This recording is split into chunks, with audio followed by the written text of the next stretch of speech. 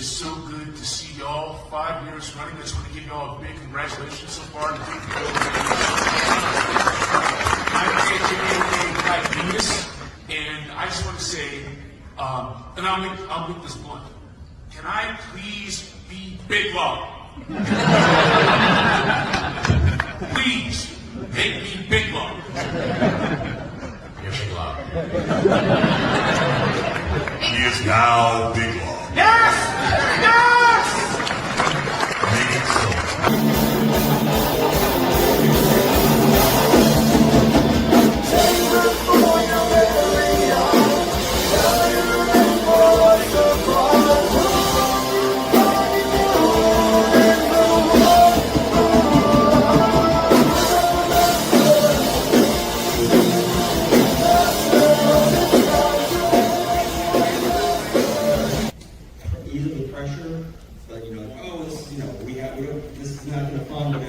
Oldest Gray, just from Haslab. Yeah, for me.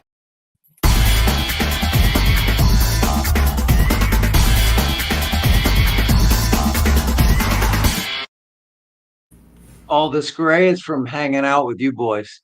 Just kidding, man. Hey, episode 233 of A Toy Kind of Mood. We're back. We're back from San Diego Comic-Con. Finally, it's been like a while since we've done a show, but three biggest brands. There's so many toy reveals. It would take a week of shows to do, but we're just going to focus on our big three, and the next week we'll cover everything else and whatever. What other toy news is there? But anyway, Trav, Moody, and again with the OGs, Bobby, KJ. What's good, guys? Just showing love to the chat right now, man. We're already joined with some legends, man. Showing love from Big Lob. Yes. Man, he shoots, he scores. That was my second favorite Comic-Con after the very first one I attended back in 2009. And you two had a big part to play in that, man. So I appreciate y'all. So good to see y'all. Good seeing you, man. I will say this. When we're at the Hasbro booth, we're all there, and Lenny pointed to me and goes, "Who would you be?" I go, "Shipwreck." And he goes, first off, very quick on that answer. I'm like, yes, yeah.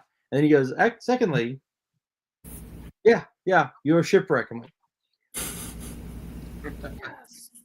You are Shipwreck. I'm no longer Mood Wreck. It's Bob Wreck now. So there we go. Good evening to you guys. We'll say hi to some people, but we got a lot of toys to cover. May have a special guest tonight. Things are crazy right now. People are just coming back, getting situated from San Diego. A lot of people catching up with life. I know for sure. And Bobby, how great was it to have a chat for the channel with Legend, one of the original Marvel Legends, along with David Vonner. I mean, Toy Biz legend, director of merchandising for Disney's, big with 20th Century Fox and Marvel, of course. Jesse Falcon. I mean, that was a thing, huh? That was insane. That was an insane moment. Incredibly gracious person, incredibly great guy. Yeah. Yeah, that was an insane moment.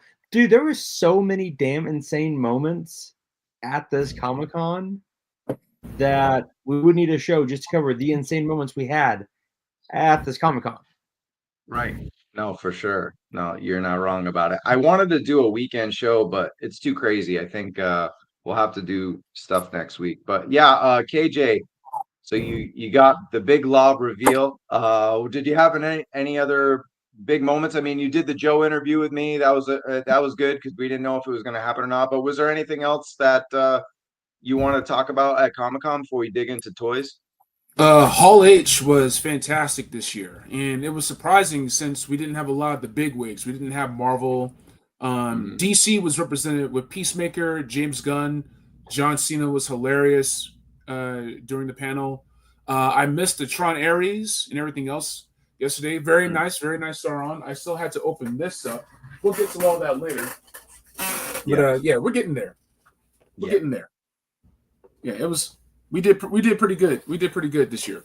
We did. All yeah, right. it just really it was seeing everybody, seeing friends, seeing colleagues, and just meeting them face to face in the flesh. Hanging out with you all. That was a real highlight. And I had a couple. I got a few squads, man, and a lot of them all aggregated down to San Diego. So there was a lot going on, and it was awesome. It was pretty awesome.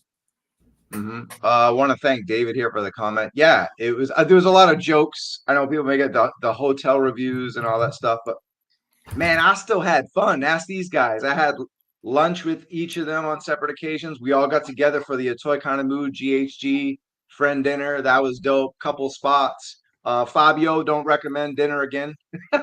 Big love for the Fabster. Missed him at Comic Con. Missed Mike Case. I gotta shout out my guy Mike Case. Did you guys? I can see Mike. You ran into him.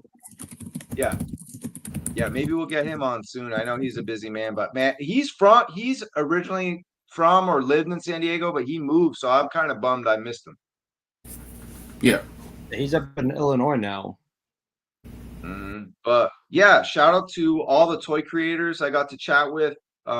We definitely want to do more coverage with some people. I mean, I had the long conversations with Bill Murphy, of course, Mark Von Cannon from Gridiron. I mean, Mike from Big Bad. Just a lot of great conversations. Saw Jeremy from Four Horsemen. So, and of course, everybody, Steve Ozer from WWE. We might do a WWE special.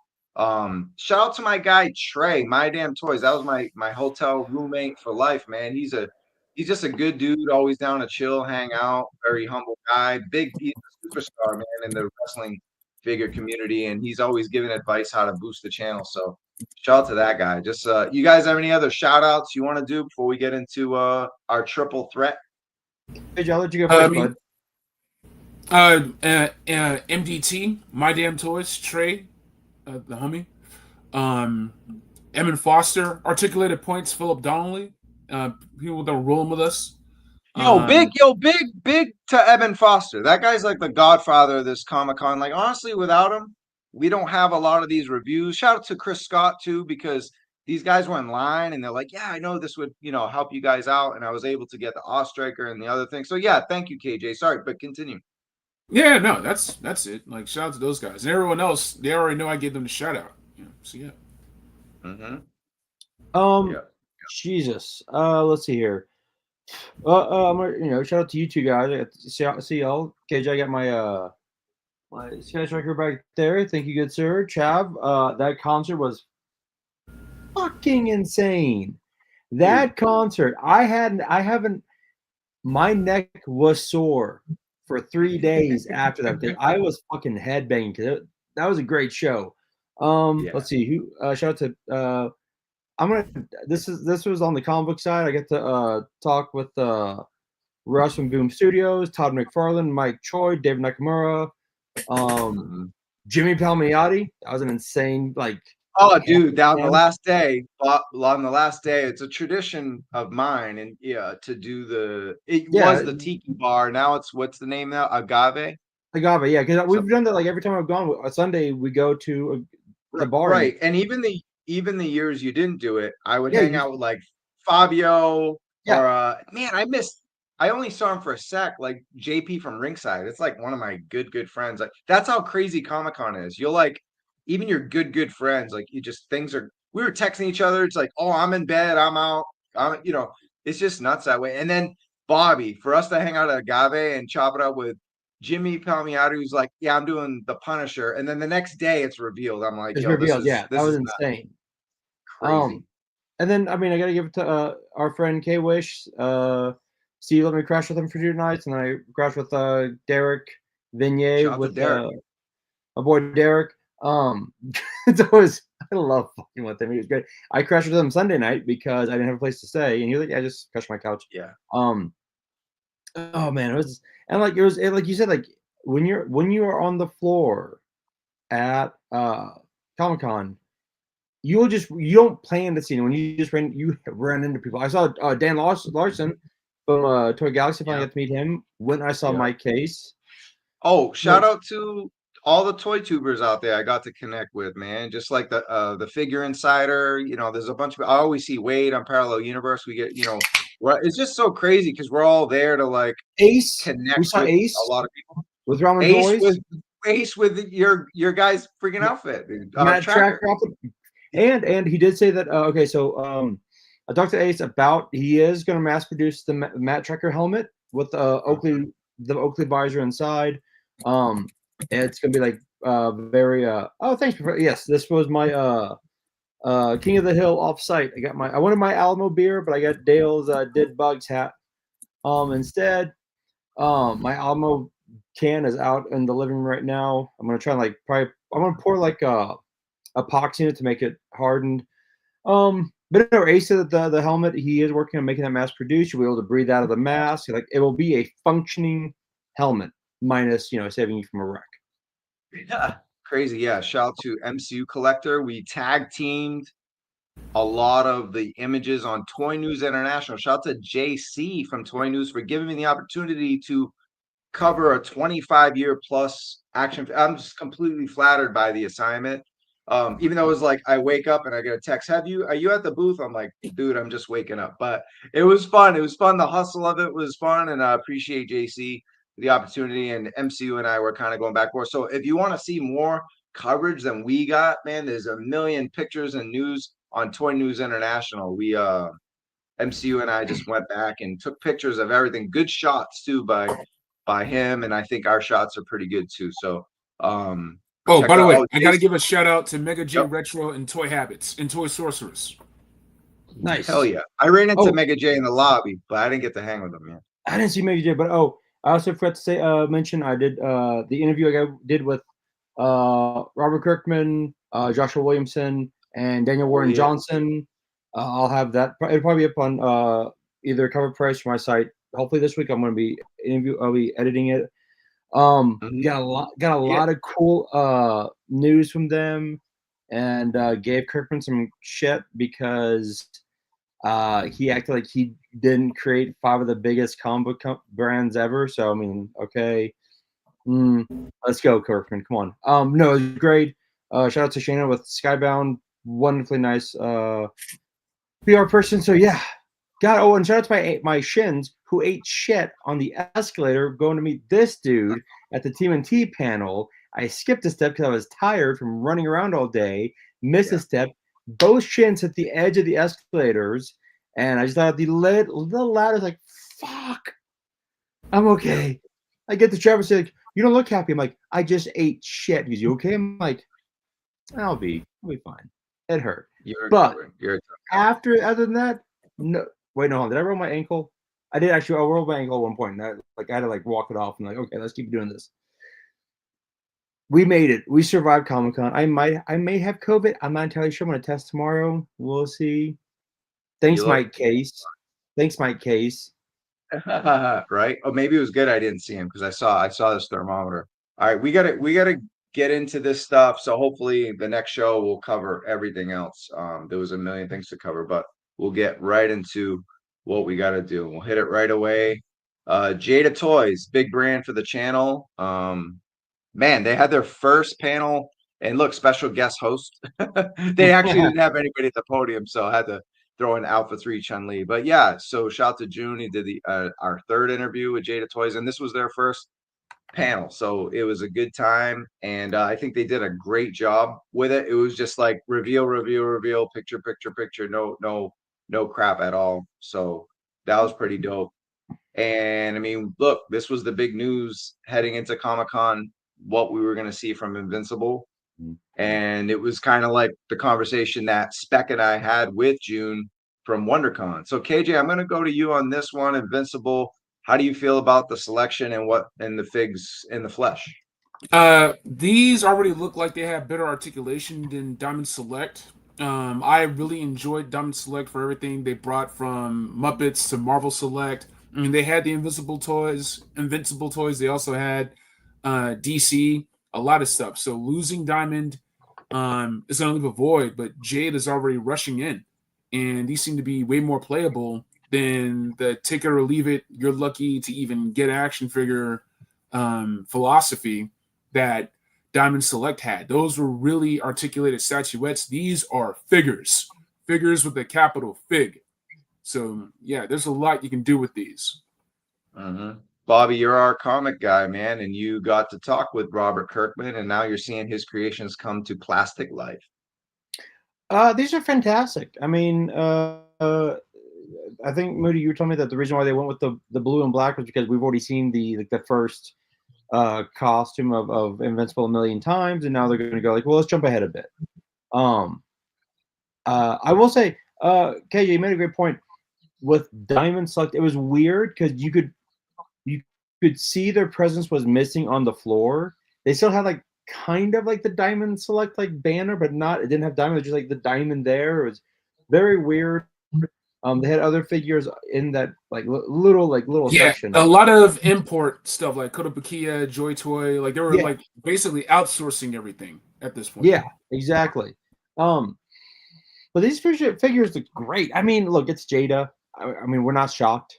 Jada, I think since they started with Street Fighter, they haven't missed.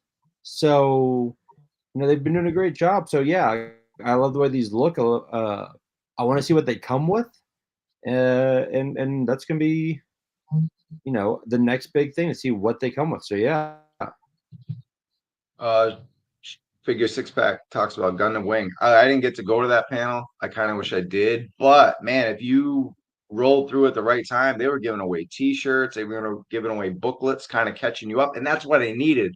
I was such a Gundam freak from like 90, I don't even know, 96 to like 2001. And then just with the influx of Classified and getting into Marvel Legends again and all that stuff. So I just had to get rid of it.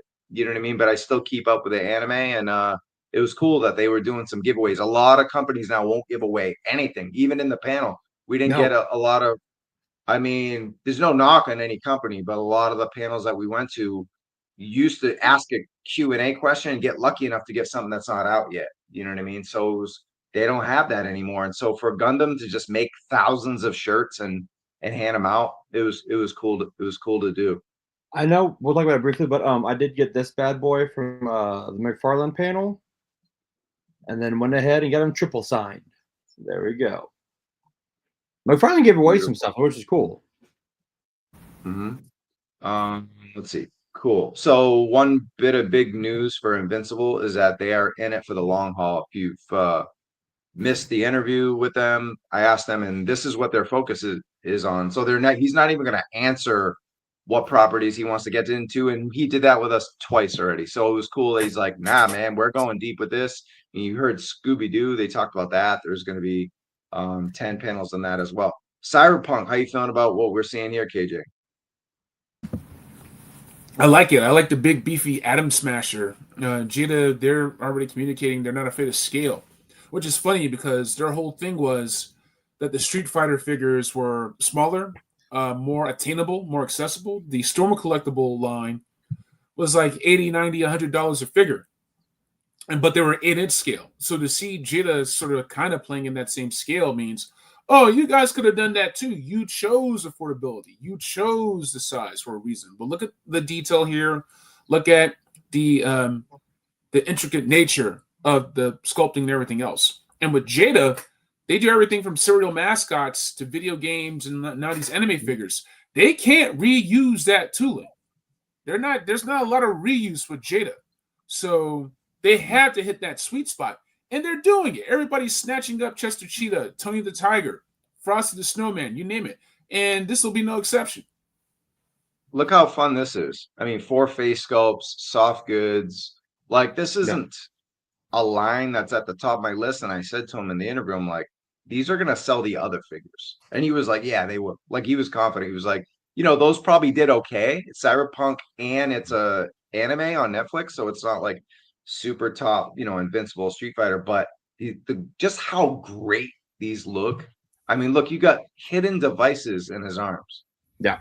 So the thing with Jada, like, you won't see Hasbro do this stuff, but what Jada's doing is taking a lot of the ethos that Bandai through SH Figure Arts and Metacom through Mofex do overseas with their import figs. Jada's bringing a lot of that here stateside. So the multiple face portraits is a standard. Effects and different cool things like this is a standard. The Japanese Spider-Man had a bracelet that didn't even open, well, where the SH Figure Arts Japanese Spider-Man did, as well as different face portraits and sculpted and webbing. So there's a difference. We see with the soft goods. Like, there's so many figures that Hasbro's Legends and Classified could have done with soft goods. Like, you have like the retro beast on card that has the soft goods coat if you're lucky, right? So just seeing Jada including that as a standard, you're going to get your money's worth. You're buying a suite of figures when you get the extra head sculpts, the extra hands. For an example, McFarlane is doing faceplates, so is Hasbro, but like Jada still beat them to the punch. Jada is making other companies step up to the plate. Yeah, No doubt. Bobby, Scooby. love it. Look, you can do a lot with Scooby-Doo. I love that Scooby. I will probably get Scooby-Doo. I'll probably get Scooby and Shaggy. I probably won't get the whole team, but I will definitely get Scooby and Shaggy. I just love everything about this. Maybe the monsters. The monsters are cool too. I like everything about this. I do.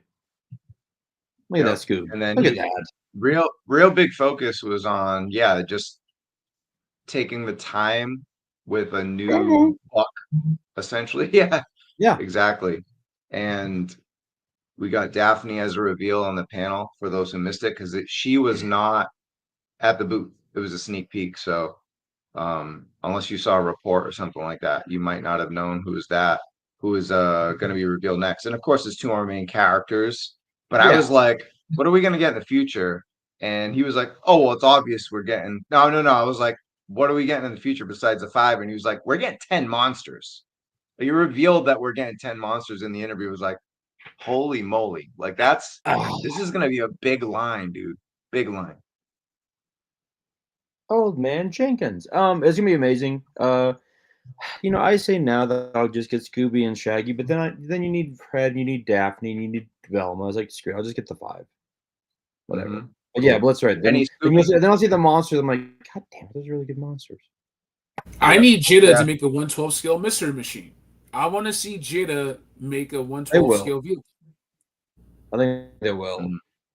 Well, he did shut down dioramas for Street Fighter. I know that's a diorama and not a vehicle, but they're really focused on figures right now. There's so many going on. You got to think about it. June's kind of not a one-man band, but he's kind of he doesn't have a large creative team, I'll say. But yeah, okay, cool. So speaking of pups, we got Rush as well. I love that. Who doesn't love Rush? Oh, good. Sorry, Bobby. Continue. No, just like, who doesn't love Rush? Rush was a great addition to Mega Man 3. I don't have any of the Mega Man figures because I need a new line. Like, need a new hole in the head. Gotta have at least just Mega Man, though. I know. Somehow I've been good enough at getting Mega Man and not giving in, but I'm gonna have to get Rush for Mega Man. Yeah. Dude, I want to have to get Rush. I saw Mega Man and Rush at the booth, and I was like, oh my God, these are amazing. God dog it. All right, fine. Ugh. I think our friend Jason X nailed it here. I get that the Mega Man, he gets them, and they're desk toys. They're like, I had Mega Man on my desk for like a long time. Yeah.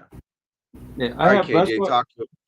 Oh, hold on. No, I was gonna say that's why I've got the Simpsons on my desk. I've got Homer, and I've got Homer on my desk. Homer's great on my desk, and I've got the Homer and Homer coming soon. So there we go. Hey. I got a lot of desk toys at the moment because of all the stuff we got hit with this weekend. Before I get to KJ on this, I want to shout out the figure report because for some reason on my assignment, I missed taking pictures of Rush at the booth. You can't get everything, right, KJ? Bob, like at Comic, something's gonna slip through the cracks, and these are great images. So shout out to him. We had some recent chat on Instagram and stuff like that. So I wanted to give a shout out to follow the figure report at Instagram. Great coverage there. And these are spectacular photos. But yeah, Genghis, what do you think of what we got with Mega Man this year? Well, this is just another prime example of Jada bringing that import swag and ethos to stateside. So if you wanted Mega Man figures before Jada was doing them, you had to get model kits from Kotobukiya and make your own, or you had to get them from SH Figure Arts. We're talking premiums here. We're talking $50, $70, $100. Jada's doing this for $25, $30. It's perfect. They look fantastic. You can take photos with them. You can have them running at each other, shooting things at each other, recreating stages from the game. It's fantastic. Straight out of the animated series. I used to watch the animated series way back, and I would have loved to have these with those. I remember playing those games, man, seared into my brain. Some of the first video games that a lot of us millennials, Gen Xers, and whatnot we played was Mega Man. Like Mega Man is why we call things Nintendo hard. But the game was so much fun, you just grind it over and over again. So it's great to like have those in tactile form. And like, yeah, desk tchotchkes, put them in your office, diodes, taking photos for the gram. All that stuff is great. And it's so smart that Jada is making it affordable. Yeah. Kids can get these. You can play with your kids, that kind of stuff. It's great. And it looks with Gutsman, Bombman, Rush. Of course, we got Proto Man coming up next that wave. So it looks like they're speeding up the process. We're going to probably get 2 more waves this year, according to June. So great info from Mega Man all the way around. And then now we got to get into Street Fighter. Before we get into the news on what's next with Street Fighter, here's a better in-hand look at pretty much finished looks at Balrog, Akuma, and E Honda. Bobby, did you get to visit the Jada booth, and what did you think of Street Fighter? What sucked is I visited the Jada booth for like a hot minute trying to find something. I was like, oh, this looks dope. This looks dope. That looks amazing. Like I'm gonna get that E Honda. I'll probably get that Balrog. That looks great. I saw, dude, I won't lie. When I went, I think the Dolphin was sold out. The San Diego exclusive figures, the fire effect, or the character on fire, that effect, no picture did that justice. When I saw how clean that looked in hand, I was like, God damn, that is amazing. Like I wanted. They're in high demand. They're in high demand. Their exclusives in the last couple conventions did not sell out. I don't think they've sold out anything since Evil Ryu. And so for, I mean, they did sell out Guile at WonderCon because it was technically a Target exclusive that was there. But everything else was even Sagat. They had a bunch of Sagat at WonderCon for a while for the weekend. But man, I was shocked to see Dalsim Player 2. But it has to be that piece. Right, the KJ, that piece that Bobby's talking about, that the flame body piece is why these went nuts, right? Yeah, man, like it. I had to be really careful with my spending. I had to choose, so it was hard passing that stuff up because it just looked fresh. The detail, the amount of paint that you had to put on those things, it's crazy, and it's straight out the game. So, yeah, exactly. Everybody want that fire. Jada has that fire for real. Everybody want that smoke. We got a question from Chris D'Amato from earlier. Any clue for Jada when T-Hawk is going to release? Well, it's not along with Charlie, and that's Nash, I think. So we'll get into Alpha 3. Oh, you mean Charlie? Is that the bird? I thought Charlie like Guile's kid or cousin, a nephew or whatever. I'm not sure. I'm all lost now. Because Alpha 3, T-Hawk is still under Street Fighter 2 Ultra Street Fighter 2, and then Alpha 3 has, I believe it's Nash. I don't think it's Charlie, but these are coming out in the fall. So Zangief and T-Hawk are the wave after the next one. So this is the next wave coming up. Hopefully sooner than later, right? We just got Vega hitting now, and then this is next, and then this after that, it's just like Sagat and Blanca, 2 deluxe in a wave. So, which I think is perfect, right? Yeah. 3 normal characters, 2 deluxes. The cost remains the same. So cool. But Alpha 3. Here's a comparison between Storm Arena, Alpha 3 on the right, and you got Ryu from Jada in the middle, and that's a Player 2 Cammy that was also revealed as well. KJ, I'll go to you on this one. How are you feeling about the competition friendly between Jada's Ryu here and Storm Arena, and then Jada deciding to just jump in with Alpha 3? They said it wasn't a licensee thing. They just chose to chose Alpha 3 because of the roster. Yeah, there are more characters in it. It's a pretty expansive roster, and it just means more figures, basically, right? So there's a reason why they went, with Ultra Street Fighter 2, because they wanted to use the licensing from that game, and that's the one that had all the characters, all the different colorways for the characters. Not Street Fighter 2 Turbo Champion Edition. Shout out to CC's Pizza. Shout out to Chuck E. Cheese's. Shout out to all those grocery stores that had all those, right? But they went with like the last final iteration that had all of those games. I'm surprised they're not doing Dragon Ball Tenkaichi right now that has 800 characters in it. So, props to Storm Collectibles for really setting off that video game action figure renaissance. Those things are incredible, even though they're 7-inch, 8-inch scale.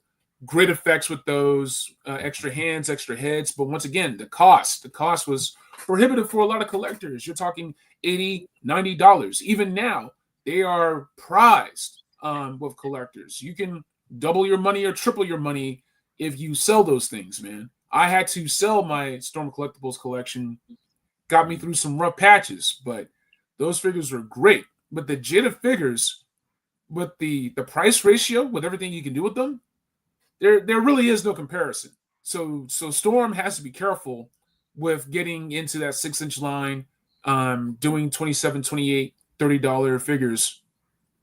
I've already seen the differences with the knee joints, the foot articulation. But people who just want the figures and just want to, put them with their Extreme Sets dios, they just want to take photos to share with friends on Discord or whatnot, they're good with Jada. So you have to really be picky and really see the detail. The more you know about tooling, overlays, extra hands, the heads, the paint that goes into it, the sculpting that goes into it. Like we're talking like wine tasting. We're talking like, do you know the difference between a bistro burger and going to Mickey D's, right? So for a lot of people, Mickey D's is just fine, man. And that's not to disparage Jada. It's to say that it's smart making something that's accessible and attainable. Mm-hmm. I like it. Nice. So, yep. Yeah, I was like, once Street Fighter 2 is done, I'm done now. I'm going to keep going. These are too good. And big questions were advanced butterflies, toe articulation, but June wanted to address that. It's not just the 2.0s for Alpha 3. These are going to be, we're going to see this continue forward with all these fighting lines. I don't know about like Scooby and stuff, but this is an innovation for his toy brands. So it's not just like we're doing the toes and the advanced butterflies for Alpha 3. So it'll be I'm curious to see if Street Fighter 2, if they do more. Because someone didn't say in the comments that Zangief and T-Hawk, they're supposed to be the last characters, but I'm curious if like any repaints will have if any repaints will have this advanced articulation, but who knows? So I'm sure. what do you think these Bobby? I'm sure they will. If they do the repaints, if they do the put on new bucks, stuff like that. I think once I get D Honda and Zangief, I'm done with the Street Fighters. I'll be nice. Like good. Done. Mm-hmm. Cool. All right, let's see some comments here. Mad Rick says Jada for the win. The other reason Storm wanted to do 112. Nash looks really cool. Yeah, for some reason I thought it was Charlie too when I first went to the booth, but it is Nash. And if I'm wrong about that, let me know. I mean, I guess we didn't really ask June about that. We just kind of asked them about Ryu and them in general. Cool. All right, I think that's good. What else we got? Yeah, so Toy Bonnie Hunter, we answered your question. Funny Kingdom, who do you hope will be made as an action figure for the Invincible line? Bobby, I'll go to you on that. Ooh, I think the two easiest answers are Adam Eve and Battle Beast. Adam Eve, I mean that she's a badass. That's Mark. Explode. Rexplode would be great. Like there's a lot of figures. There are a lot of amazing figures in that series. But I think if you're doing that version of Mark, you're gonna have to have Adam Eve because at that point I think his wife at that point. And then Battle Beast. Battle Beast is huge right now, thanks to Kirkman and Otley bringing him back. So I think those, and then of course you usually have like Omni Man and right, those figures. But I think Adam Eve and I think Battle Beast is the one that will be revealed next. Mm-hmm. Nice. KJ, do you have any Invincible characters we haven't mentioned that you wanted? I think we mentioned Adam Eve, Rexplode, Omni Man. No, but Invincible, the comic has been running for ages, and the show, that new realm of popularity, they'll have plenty to choose from. So congrats to Jada for getting the license, and they're going to be able to put some really cool work into collectors' hands.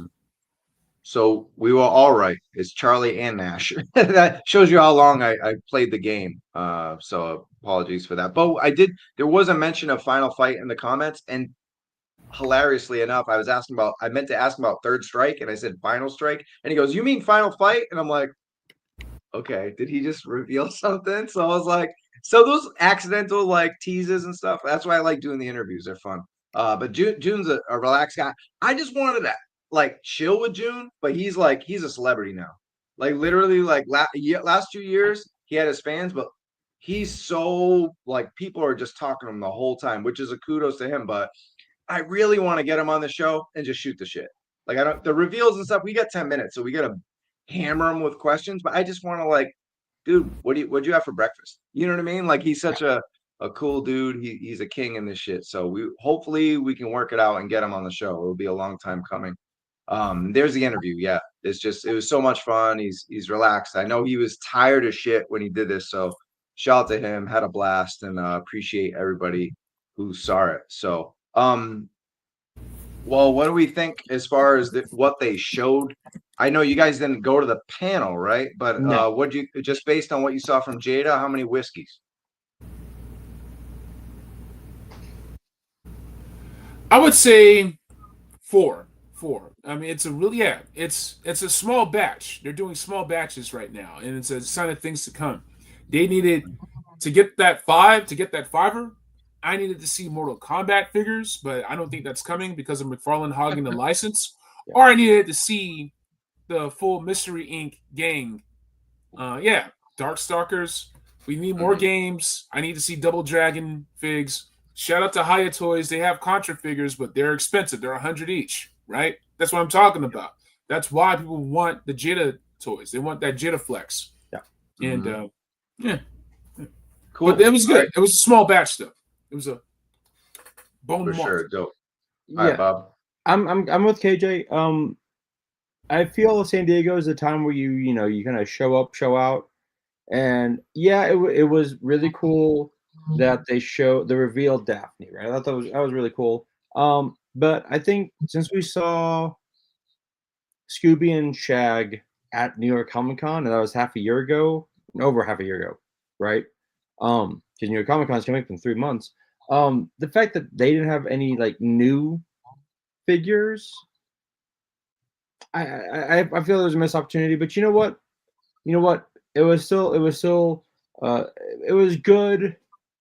It was really good. Not great. It's like it's missing that like little panache.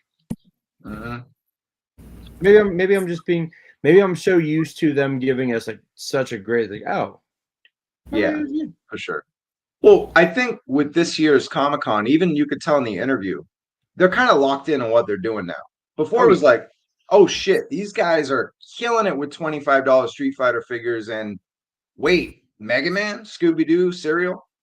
Now we kind of the surprise is gone, right? Even Invincible we knew it was coming, right? Yeah. So I'm not saying that Street Fighter Alpha 3 was kind of a surprise, and especially since Storm Collectibles are already doing it. So if you look at it from growth perspective, and it's their first panel, you know what I mean? Like, and they just did like reveal. I gotta say, like, I'll give it a 4.5 based on the strength of growth. Yeah, from like hey, here's Mortal Kombat, or here's Akira or something. Like, they didn't have that, right? Because I mean, Invincible was, man, they should have never announced that they were a partner with Invincible. We would have been more blown away by that. But I think I like the selection, and it means they're going to be mixing and matching, not just giving you the top 5 characters in Invincible right away. Like, they didn't even give us Invincible. They give us like V3 Invincible, right? So Yeah. V2 or whatever. So I think it's cool what they're doing, and as a growth in the panel and what they showed, I think, and they're hitting Storm right in the mouth with Alpha 3. You know, Storm has let me see, Ken, Ryu, and Sagat. So they went with Charlie Nash, Chun-Li, and Ryu. So it's a little bit different for the first wave. So yeah, it'll be a lot of fun. So 4.5 for them. Good. Yeah, to be a good YouTube channel, we have to say, hey, if you're watching, thank you so much, because we're here 2 hours earlier and we have over 75 people at the wrong time. So I appreciate that. We are still going to be 7 p.m. Pacific time, 10 p.m. Eastern. Moving forward, we'll adjust. We were supposed to have a guest tonight. Maybe he'll show up. If not, hey, shit's crazy right now. People are just getting back to their lives. And we adjusted for an East Coast time guest. Also, I have lots to do in real life. And I'm sure my friends here are happy to get this out of the way and not be up late tonight. We're still exhausted. You guys still exhausted or what from Comic-Con? Yeah. I am still regathering my energy from Comic-Con. And yeah, man, shout out to Nature's Bounty Immune Plus C elderberry extract. Keep your immunity up, man, for real. Like, those are like horse-sized pills, but they work, man. Yeah, I'm still getting my like mind right, because like we went to Starbucks this morning and I stopped like at the pre thing, and Ashley goes, up, you order up there, or are you okay? I'm like, not really, no, I'm getting there, but no. I'm like, oh yeah, I gotta do this. Oh yeah. Yeah. Oh, real quick, I did see the McFarlane's Mortal Kombat figures at the panel. They don't look crappy. Okay, they don't look bad. They don't look bad, but they don't look great. They're like, okay, cool. But if you like the DC figures that he does, you'll like Mortal Kombat figures, right? He does put in some of that effort. It's just with the packaging looks great. I will give him 100% on this 2-pack packaging because they look great. Okay, I hate that, but man, if Jada, it's just it's not the Wish, it's not Temu Mortal Kombat, but it's just like if Jada had gotten their hands on it before Todd had gotten his hands on it, it'd just been like that much better. Yeah. I gotta say, getting Invincible though, and a hit Amazon Prime show, that's a big, massive get for them, and it's gonna expand their portfolio. Yeah. Sorry. All right, let's get into what we got next. And yeah, if you're watching, hit the like button. Thank you guys for the support on our nice early show today.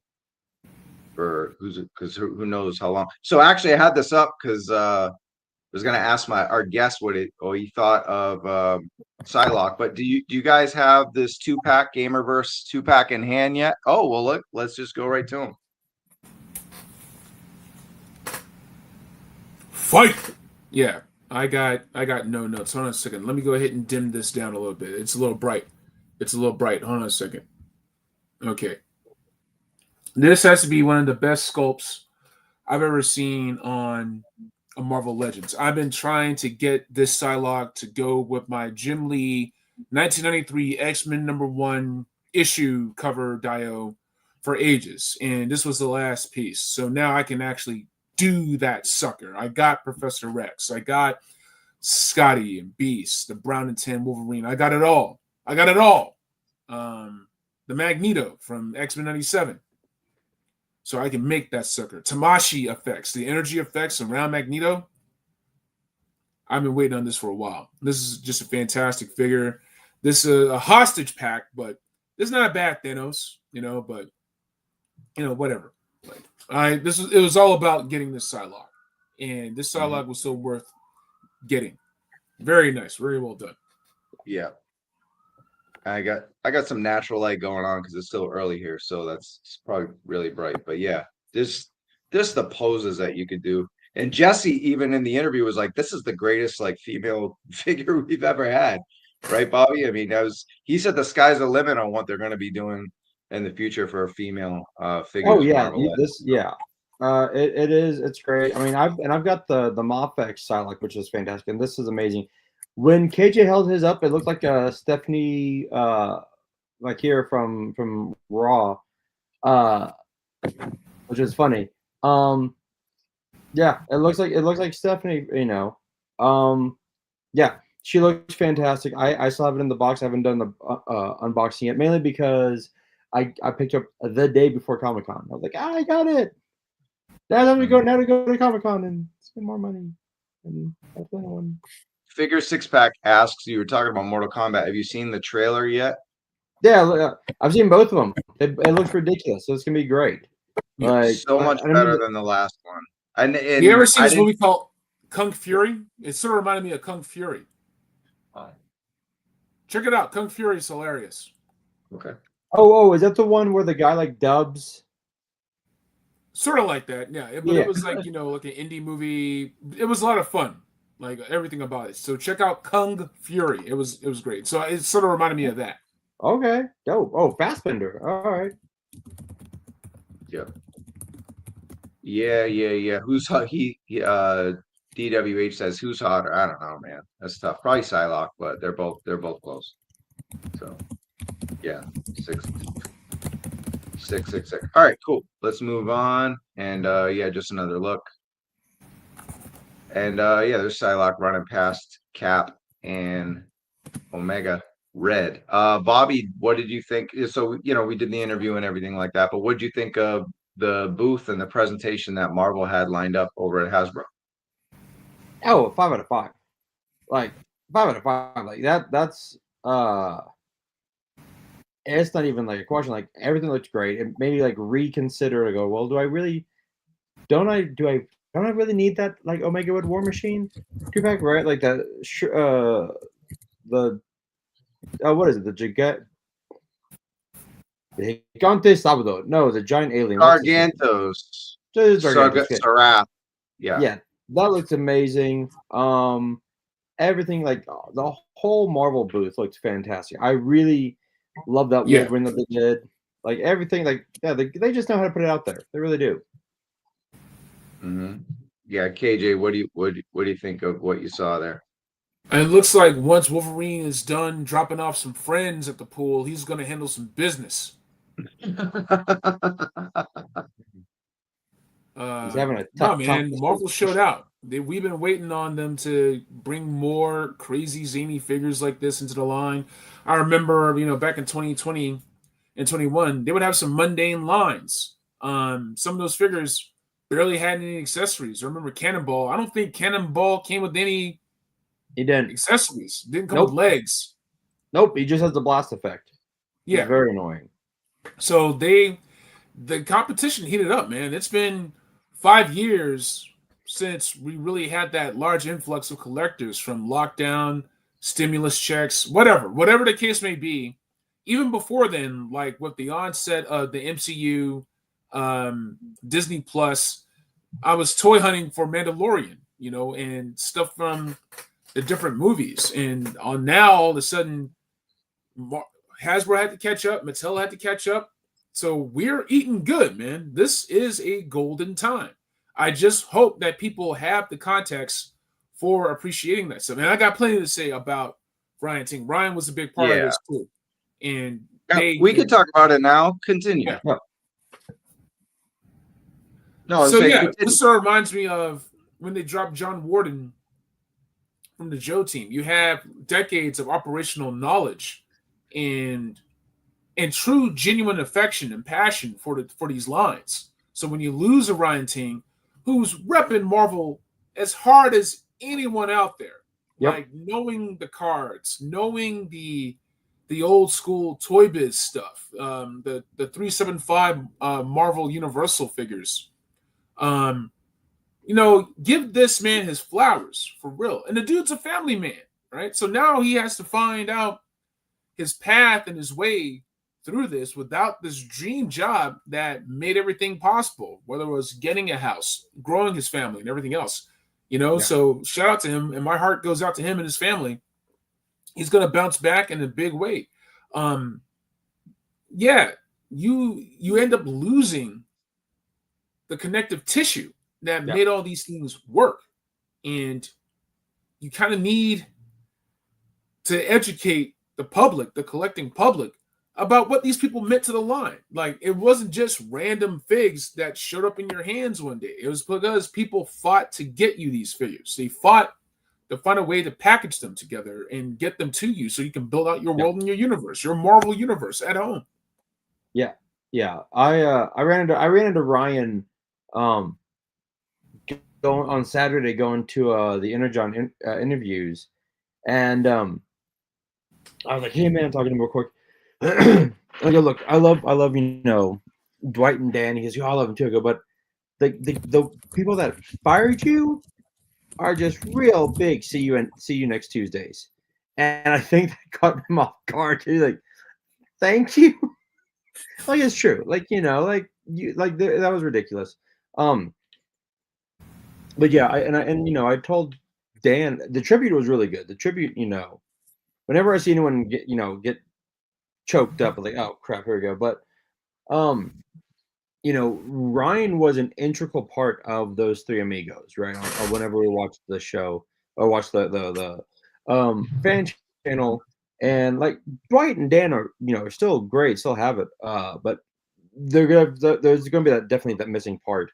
Also, just in case anyone was curious, I did talk to Dwight at the booth, and I said, hey, a while ago you said that if you ever made Green Banshee, which that's a great Banshee, you would retire. Are you taking that back? And he goes, I said that because I thought I would never, ever, ever have the chance to recreate and fix that Green Banshee. So no, I'm not going anywhere. But the fact that I was able to actually get that done shows just what we're able to do now. Like, okay, okie dokie. What's up, Kaiju? So there we go. Yeah. Dwight was definitely emotional when they gave Ryan his flowers. 100%. Yeah, that wasn't planned. No. They told me, and one of the great things, I know we're known like a Joe channel and stuff, but man, I got to connect with Dan and Dwight more than ever before. I did see Ryan, but he was busy. Actually, he was talking to MCU Collector, who got these shots from his video. So shout out to my guy Brian. But yeah, it was cool to hang out with Dwight and Dan, and yeah, they had to do. They felt obligated to do this, but this was on them. This was all their idea. So Yeah, me and Dan. shout them. Yep. You're such a shill, Bobby. What's wrong with you? I'm a shill. We're all shills here. Okay, cool. Yeah, so shout out to Ryan, and we wish him best on his next journey. Yes. X-Men 97 more. These went up for pre-order. Did you guys bite the bullet and try to add to cart with that Wi-Fi at the con? No, that my battery, that internet drained the shit out of my battery. Oh my god, bastards! I have all the VHS releases, so it's pretty smart of Hasbro to have done that VHS cell shading, animated version, whatever, and then turn right around and give us this X-Men 97, man. That's like going from heroin to crack. Same thing, different formats, man. You're still in the same corner. Making me buy the same shit all over again. So I'm good. My X-Men collection is very well represented. Nice. Yeah, I'm all in on X-Men 97. I cherry pick Marvel Legends as a whole just because between comics and MCU, it's too wild. But X-Men 97, I'm in it to win it. Are you eventually gonna get these, Bob? Yo, yeah, I'll definitely get this Jubilee. Jubilee looks great. I don't have her. Well, I have that. I got a lot of the VHS ones, but I like this the vampire Jubilee costume, so that's cool. I love the effects they give her in here. It's like, all right, this is Jubilee that's been souped up, powered up. And it's not that she was on anything. It's just she kind of realized her true potential, but when she went into the Mojoverse. So yeah, let's do this shit. Yeah. And then hey, this one with the Gyric head. Question for you, Bobby, because you're always slamming the amount of accessories that come with Marvel stuff, and this is on top of that a Disney Plus show, and it comes with 2 extra hands, but it's got 3 face sculpts for $24.99. I mean, they're kind of answering your call here, no? They are, and you know, it's one of those things where like with more, you can't really give him much more. Like, what are you going to give him? Like, you know, Right. a gun or a sword? No, you give him extra heads. Like, there we go, boom, we get 3 head sculpts. That's great. You get the original, the OG X-Men morph. You get the new morph, and then you get the Gyrick face, which I'll probably, if I see him in person, I will snag this 100%. Yeah. And then the Jubilee, yeah, they give her the baths, the different. She gets a lot too. She gets Same a thing. lot. Look, those are 2 large effects. You know, shape milkshake. Yeah, she's you know, she's a mole rat, and yeah, Jubilee is actually like a powerful mutant that always kind of got nerfed until like the late 90s. So yeah, let's do this. Cool. All right, KJ, we got Logan with his trusty coat. What are we thinking? I mean, no notes, straight out of the cartoon. Great accessories here. Love the hair sculpt, and like you can, if you have like a bar set. I keep going back to extreme sets because these figures in particular, they make me want to do the Dio thing. They make me want to do the photos. So this is perfect. Shout out to the pins and the legs. Old school, man. But people won't notice. People don't care. They just want the figure. Well, at least they didn't try to hide it like Star Wars Black Series. I keep seeing posts from Yak Face, and he's like, "That's not how they look in person. Stop trying to hide the pins." So yeah, the more Logans, the better. The only thing missing is a mug of beer, but you can't really do that with this. So there's some third-party solutions you can go to. Well, we've seen a version of this Logan before. It's just great to give it that 97 look, that you know, that animated look. Agreed. Yeah, I'm passing on this 100%. Can I get that Logan with the Logan Sabretooth 2-pack? Yeah, it's similar. Yeah, very similar. You get the cards and everything. So that looks great. It looks dope as shit. I mean, it does look great. It does look fantastic. And I was like, that is tempting. Yep, for sure. And people definitely care about pins. I know I do. But you know, it is what it is. So am I the only one that doesn't care about pins or badges or shit like that? Huh. Yep. You're singled out. It's just you. Give a fuck. In the words of our homie Tony, in our words of our friend Tony Romo, I don't give a fuck. Exactly. All right, but I do give a fuck about Emma. I think she was the winner because she sold out. This was the winner of this wave. Yes. I think they're back up now, no matter what. But she sold out for a little bit on Pulse and BBTS. But I think they threw some one here. Yeah, look, a lot of people are pissed about pins, guys. Lamont and I get it. I'm with them. I think now in 2025 we should not have pins in our modern day Hasbro Mattel figures. I mean, Mattel doesn't have any pins in Motu or WWE. I'm going to put this in the chat and then I'm going to say it out loud. And I get it. Here's the thing. None of this is free. All this costs money. Even the $25 we're spending, there are other retailers who get exclusives, who put in money to Hasbro, to Mattel, you name it, to pay for that tooling. Tooling is absurdly expensive.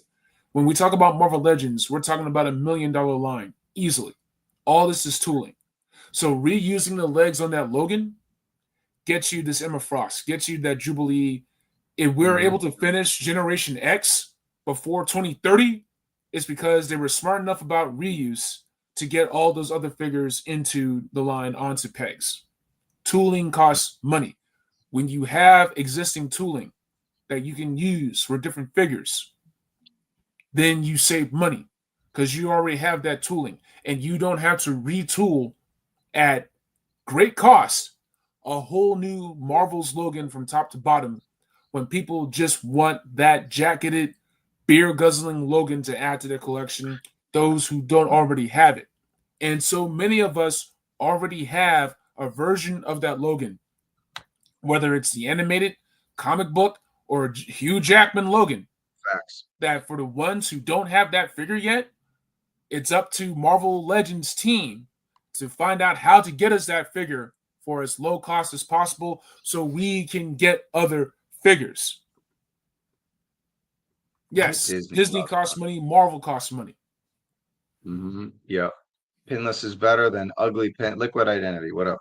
Pinless is better than ugly pins, period. We suffer what we must, but defending pins is getting dated. I don't know if it's defending pins. It's more like defending their business acumen. It is I think, KJ, from what I'm getting from you on this is, it is what it is. I don't think you're saying like it's great to have pins. Like you would rather much have pinless. I would rather have top to bottom, all pinless, all new molds and whatnot. That's what Jada's doing. And Jada, they're going for it. They must have plenty of diecast money lying around, because a lot of those characters can't be retooled.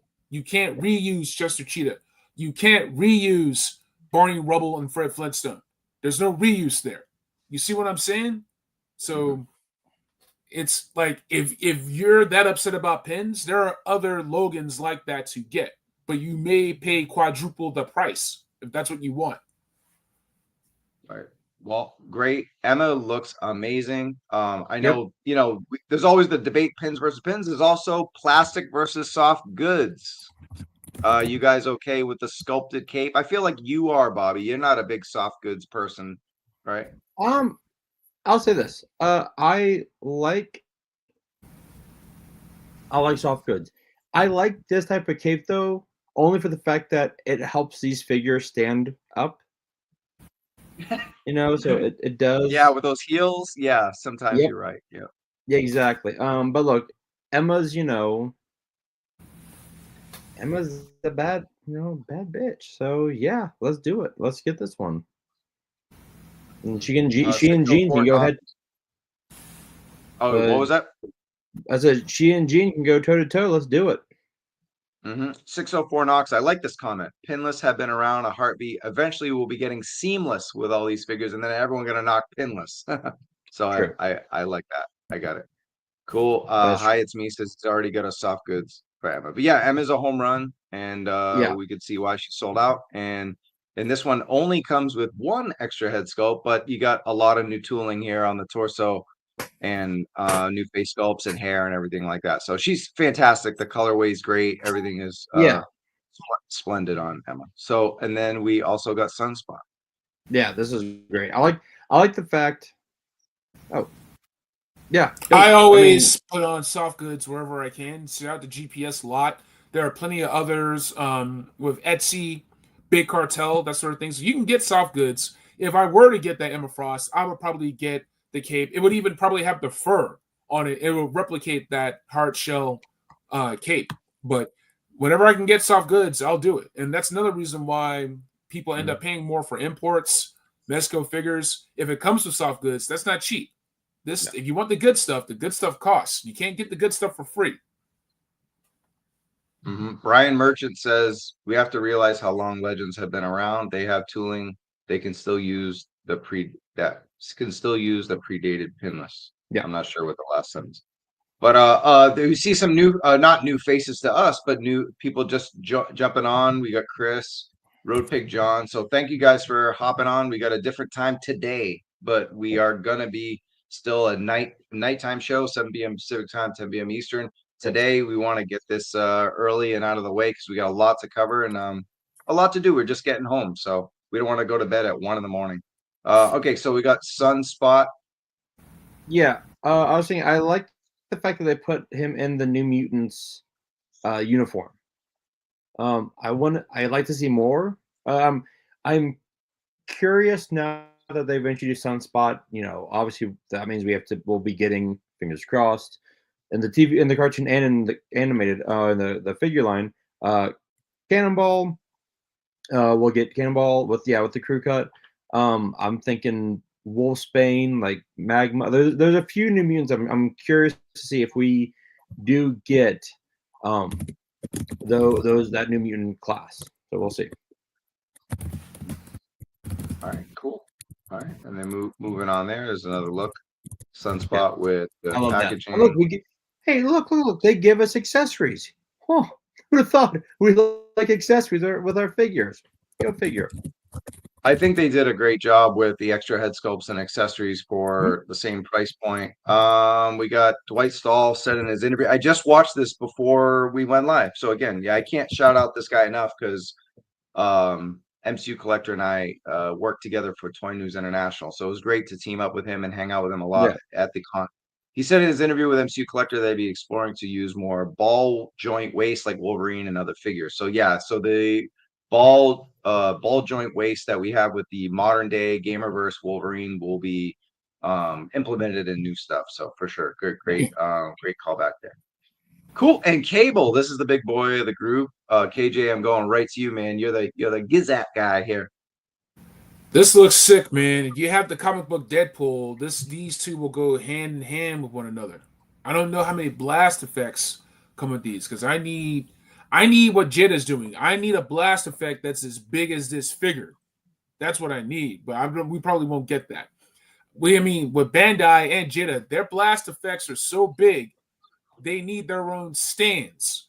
So I would have loved to have something like that with this. I would have loved to have fists with this, pointing hands with this. I would have loved to have either two other face portraits or do the faceplate here, gritted teeth, like the smirk, that kind of stuff. That's what I'm talking about with options and accessories. Marvel is smart. For a lot of collectors, just giving them this figure with the minimalist package is enough. And they'll pay $24.99 for this because they love the figure. It is what it is. Yep. Good call right there. And I think, it's on the next one. Got a million slideshows here. I think it's this one. Or maybe not. Okay, cool. Oh, there we go. You see him live from the booth there. Cool. And these are booth shots. You know what was nice about this, Bobby? What? I got to just upload my own photos. We're always like Toy News, Toy Arc, Twitter, Paternia. No, these are if they're not mine, I put a watermark on it from someone else. I know we had to use a few for G.I. Joe from his tank. Shout out to his tank. They're always trusty with photos, but most of these are my photos. So that's really, really cool. A toy kind of mood all the way through. But yeah, lovely stuff. Oh, there it is. That's what I was looking for. He's still pretty much packed out, KJ. Look at blast effects. Yeah. Like, I'm shocked that they did this. It looks great. I love Cable. Of course, Cable's voiced by the original Gambit. I've got the 616 comic Cable like this, but I'll probably get this one too. Yeah, this is a great set. Yeah, it is a great set. Yeah, like I have all the other X-Men 97. They didn't come with shit. So they packed out most of them, or they gave us adequate accessories. There's no skips in this, and unless you like already have, the same figure in VHS form, or like you said, the 2-pack. So great job for X-Men 97. And Jesse said there's a lot of planning ahead of time. So this isn't it. We're gonna have more. So cool. And then we got a look at our made to order Sentinels 97. And then a whole action sequence. They absolutely crushed it with this display. They did. Top-notch stuff. I had to focus a little bit on Jubilee there because he's kind of buried in the corner. But then there was a Nightcrawler in the corner too that got revealed as well. It wasn't up for pre-order, but I don't know, it was a new Nightcrawler, right? It was like it's not the same one. I believe so, yes. Yeah, cool. Because I was like, wait, didn't we already get that? But I think we have a new one. Cool, very cool, very cool, very cool. All right, looks like we have a couple questions here we can hit. Yeah. What was the deal with that amazingly long optic blast that Cyclops has in the Dio? I think they just made it for the Dio. I wish that we got that, but no, I think it's just for the Dio. Right, so bouncing off MCU Collector's interview with them, that was part of it because he asked about that Magneto effect too that was in there, and they teased that that's going to be something we're getting. So I don't know if we'll get a blast effect pack. We keep asking about accessory packs to Jada. and Hasbro. Yeah. And we don't get them. So I think like, what do you think, KJ? It seems like So you're we ready need to talk about culture versus commerce. So with Bandai, they have SHF Figure Arts, they have Tamashii Nations. Tamashii Nations, you can get wind effects, you can get lightning, electric effects, you can get water, wave effects, you can get smoke effects. You have that Nightcrawler. If Bandai made a Nightcrawler, it would come with smoke effects. Like before, I was collecting Marvel Legends, I was collecting SH Figure Arts Marvel. So every figure came with an effect. It came with like boulders or craters. It came with like Thor had like the swinging mallet that had like all the extra mallet spins and all that stuff, right? So when Hasbro doesn't do that, there's two schools of thought. Either all that money is going to characters because they have so many characters to do, X-Men 97, MCU, comic books, you name it, right? Lord help me if they do X-Men Evolution, if they bring back X-Men Evolution, right? Or they're being cheap because they can. Bobby, you'll have to correct me. I think Hanlon's razor is, don't assume malice when it's just stupidity or ignorance, right? So I'm not saying that Hasbro or Marvel is stupid or ignorant. All I'm saying is that they probably haven't seen the value of doing all this crazy banana shit like this. Like, they should have had a brick wall diode that I can unplug bricks so I can then attach Spider-Man or whoever else to those walls. I should have lightning effects, more lightning effects come with Storm, not just around the hands, but encompassing her entire body, or wind effects, right? Like with that Jubilee, cool, we got those sparks, but what else you got? Like, there's so much more you can do to build out that world. The Shield 2-pack had 3 head portraits and had all these extra hands, all these extra guns. And we were starved for that stuff because you almost never saw that stuff. Shang-Chi with all those extra hands and everything else. The comic book version, Master of Kung Fu. Yeah. So hopefully Marvel Legends, they're taking note. Like Jada's going to come to your table and take your lunch the moment you sit up for a second. Oh, what? You're going to get another apple juice? Well, now you don't got no lunch, right? So, yeah, this is great. We're going to see more stuff. Jada has a concrete column that crushes. So, like, you can get, like, pushed into it, or someone can, like, smash it and smash out concrete. I would love to see Hasbro do something like that. So, yeah, there's a lot more you can do with this kind of thing. I want to see them go for it. I want to see Hasbro, Marvel Legends go nuts. Jada is doing it. Let's see what Hasbro can do. And I remember Marvel Legends used to kind of do that with the early 2000s figures when we got like little parts of dioramas. Like, my Punisher has like a brick wall with like bullet holes in it, right? Like stuff like that. Like, and you put him in front of that. Or like Daredevil had his like Gothic church balcony. Spider-Man and Black Spider-Man both had brick walls you put on your wall and you plug them in and you could have them sticking on the wall. Yeah. I think that because we had a few years, like last year, 2 years ago, where we didn't get jacked with the figures, and now we're starting to get more. I'm curious to see what the effect of Jada is having on this crew. It is. Just talking to the people at Hasbro, it's on their radar in a good way. They're big fans. I'm pretty sure this is sarcasm because there's no pins on the Sentinels. It's the same as Giant Man. Not the same sculpt, but similar. One thing I want to talk to you about, well, both of you guys, but especially Bobby, in the interview with Jesse Falcon that we had today, you asked him about, adult collectors dominating, and he was like, nah, but look at the kids that we see in the background.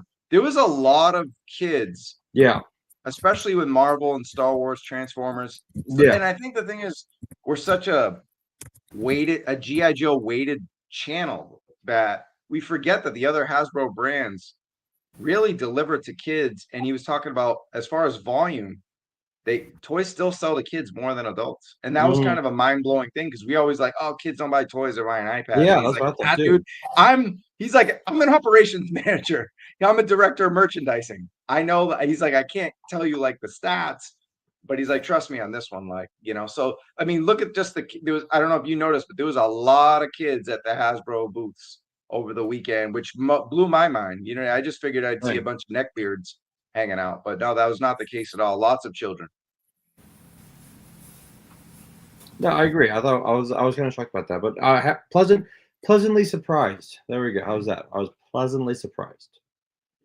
Yeah, there's a future. That's what we want. Yeah. Cool. All right, moving on. We got X-Men 97 2-packs. And yeah, they did like Hasbro did these 13 to 15 minute presentations kind of recapping the panels. And I was like, nah, I'll just keep my pictures from the panel. But what do you think of the uniqueness of these 2-packs? Kind of more playful, if you will. Well, I like the fact that someone pointed out that Gambit looks like a reuse of the sports the sports lineup figure.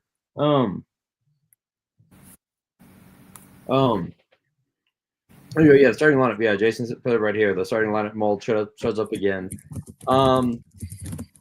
I love the fact that they're doing this. I sent this to Steve when I was in the panel. He's like, "Fuck yes, this is amazing." I think this is great. The Rogue Buck is really easy to do. Gambit, I mean that starting lineup with a new head sculpt.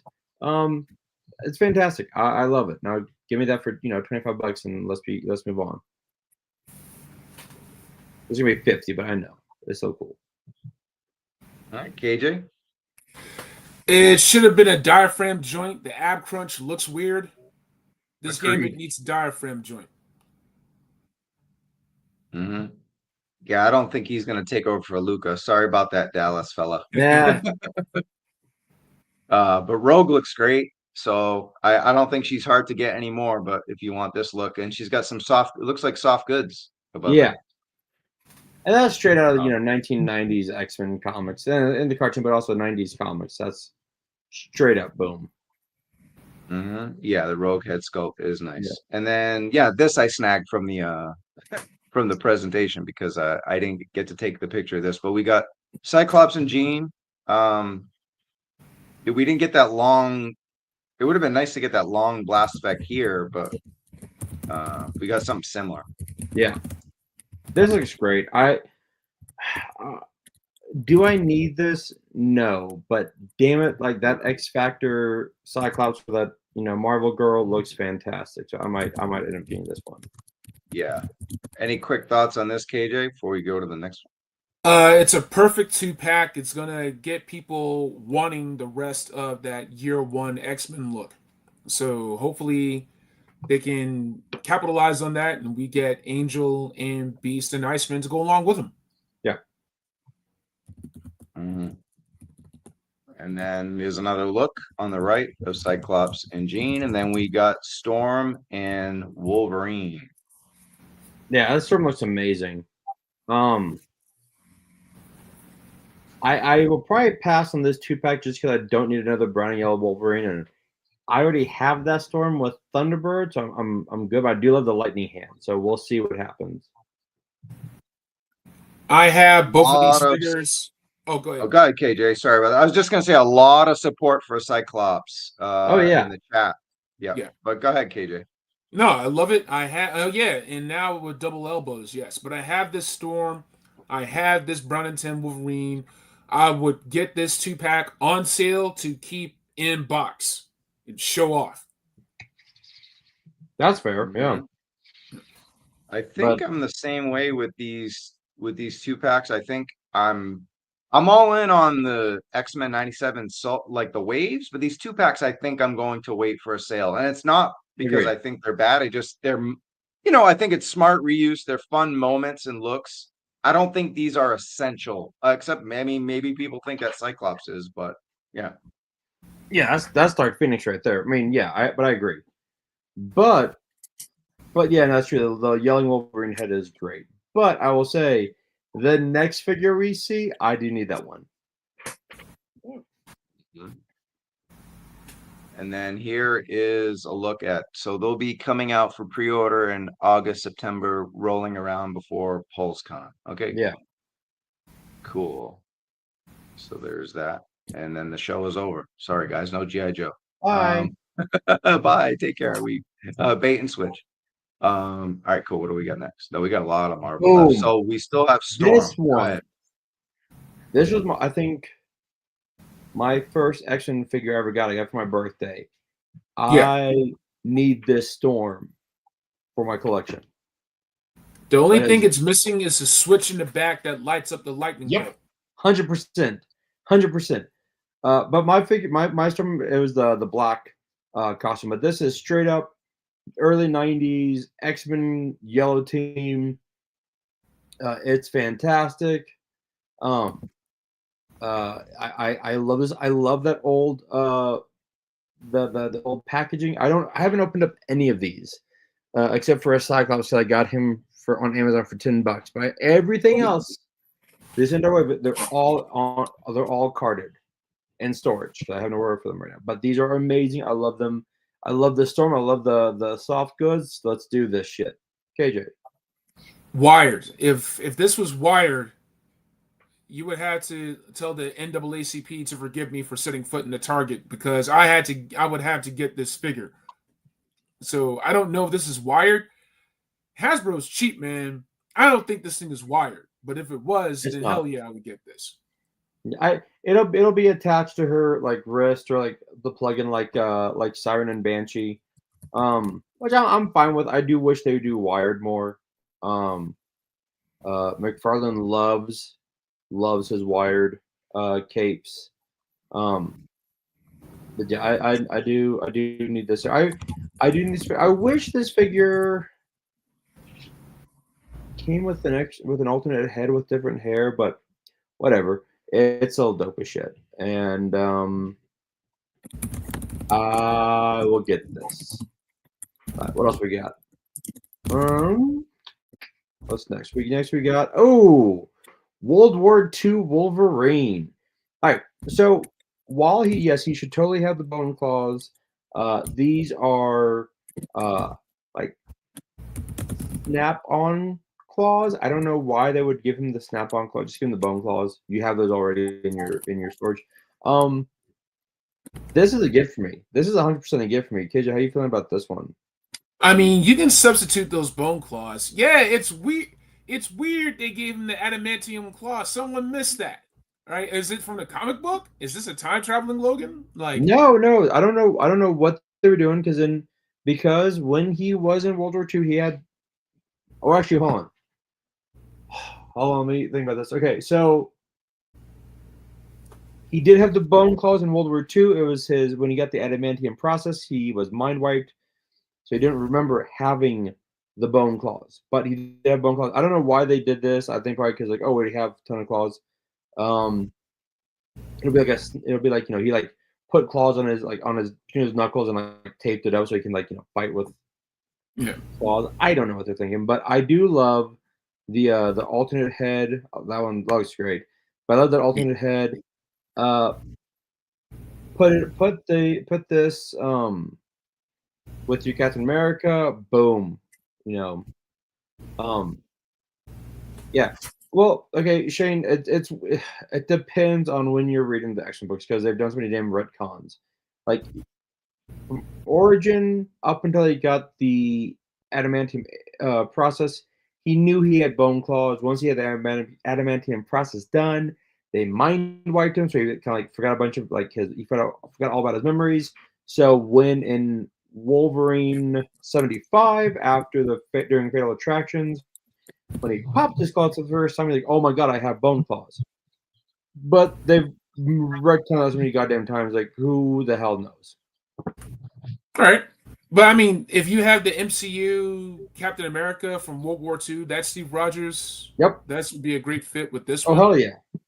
There's the comic book gonna- Captain America with the motorcycle. Yep. You can get that with this. I think I just talked myself into getting this. I have that as amazing. Yeah, I'm going to get this. Yeah, it's great. So if you're wondering why I was gone, I had to answer the door. Oh, damn. Retro card back fix, baby. Girl. All right, plug. I'll be doing my usual retro ranking. hopefully this weekend. It'll be fun, man. I'm tired from reviewing, but man, I can't keep up with the other guys. I come home and I'm like, how's all this stuff getting reviewed right now? But this Wolverine I had to post this solo on our gram because it appeals to a lot of people, right, KJ?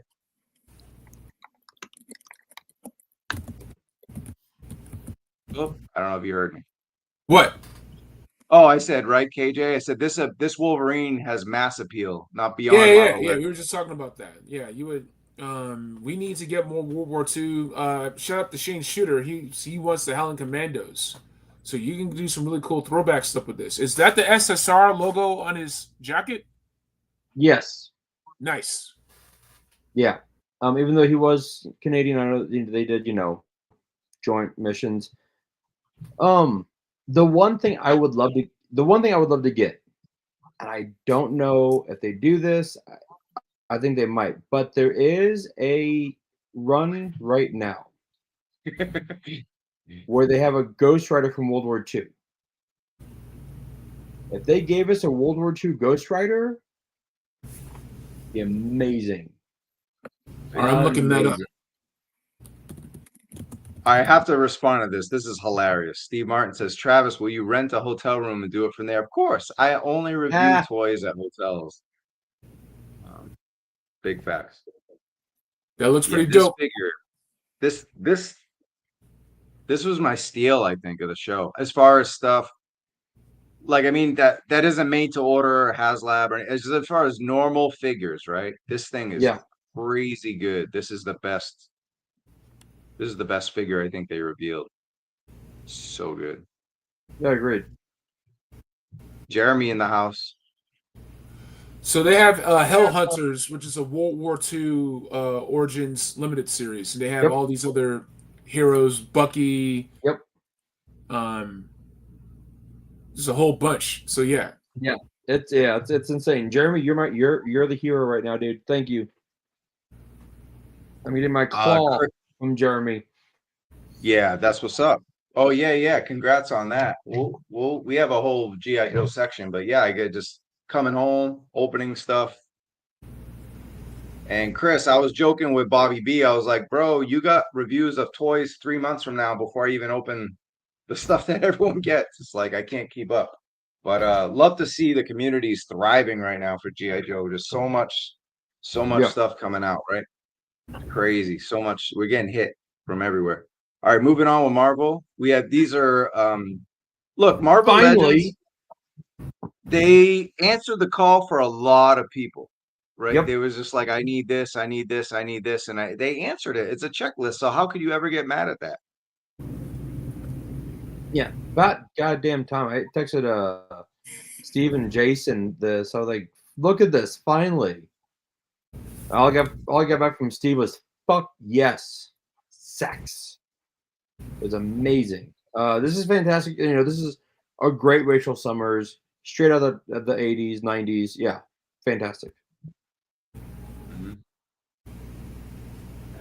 Anything to add, Genghis? I just love to see teams getting completed, man. Shout out to Excalibur, Gen X. We need the lineups. We need the X Factor. We need the 80s X Factor. We need the early aughts X Factor. Rest in peace, Peter David. This stuff is important to us, man. So fill it out, put it on that shelf. You're representing. You're showing people what you're about, and what you love. So yeah, I'm glad for anyone getting the figures they want. I think the planning that went into this panel was superb. They were like, all right, what makes waves? What do people want? What are the headliners? They have a couple, and we're gonna get into some of the like kookier stuff, which is cool, the niche stuff, but they just they checked it off, whether it's a render or not. They answer the call, and it's headliners. X-Men, we'll talk about the made to order item and all that. I can't speak highly of it enough. And then there's another one. Everybody wants Feral. Everybody finally. Feral. Bobby. Look, here's the thing. I'm replying to an email real quick, guys. Sorry. Look, here's the thing. We have been wanting X-Force to be completed for a while, right?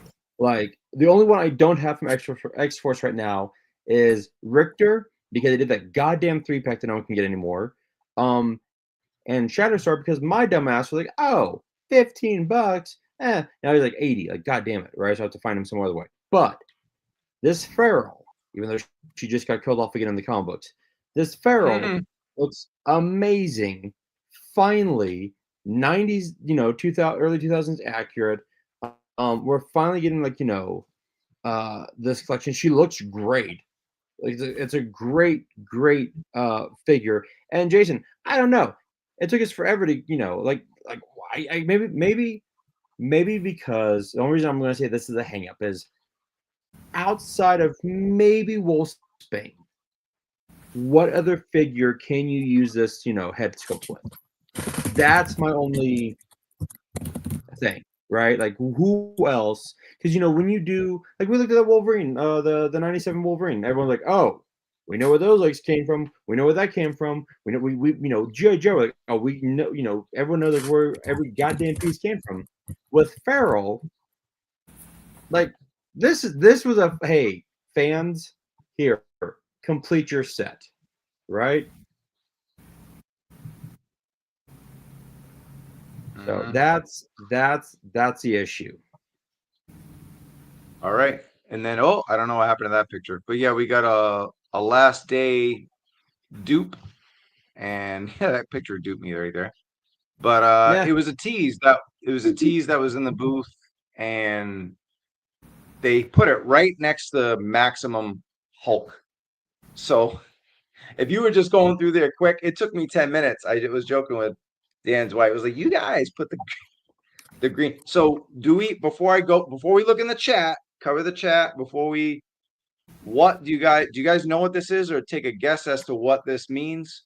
All right. You both do. All right. Go ahead. Anybody?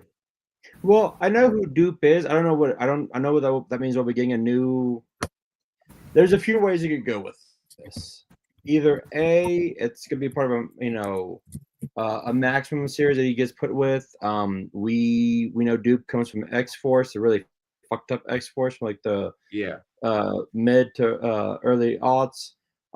Dupe is friends with Wolverine and Deadpool, and he's a thing that like has been around for forever.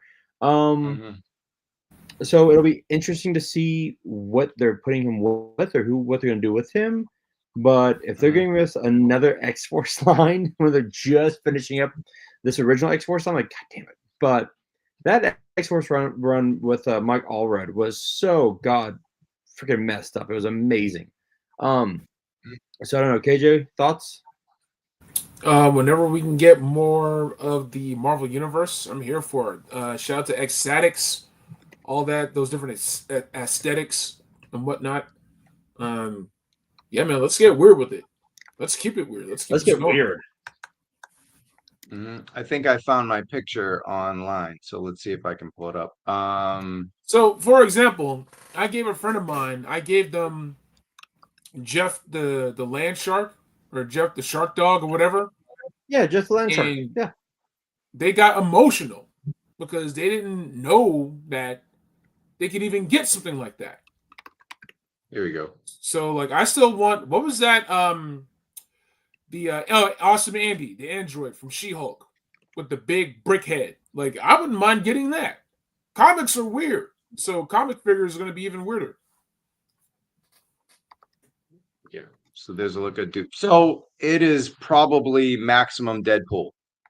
Yep. Sean says it right here. I wanted you guys to guess before the chat did, but yeah, I think that's because based on the interview that MCU said, he asked about the Maximum line because there was a rumor for Maximum Storm. I think we talked about that on last episode, and they didn't reveal any Maximum figures in the panel. And then on Sunday, they dropped Dupe in there, as you can see right next to Hulk.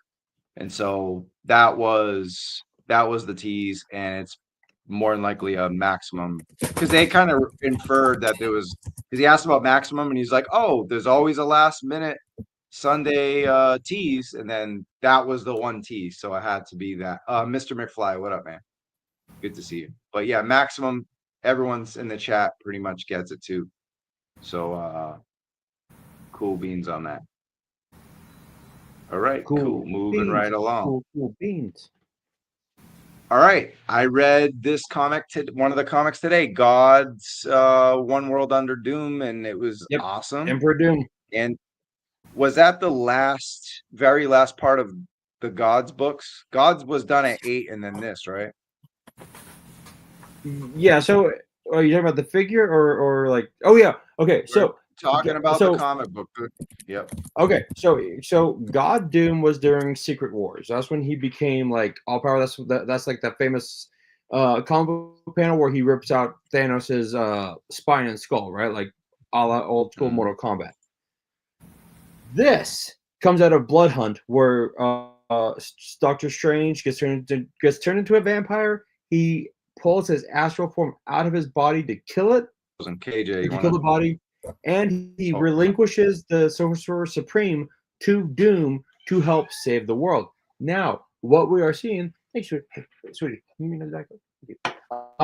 What we are seeing in the comic books right now is that Emperor Doom has taken over the world, right? Like he's like, oh, you don't believe I'm all powerful and all good? Here, I'll fix these problems. I'll fix these problems. However, it's Doom, so he's got some like ulterior motive.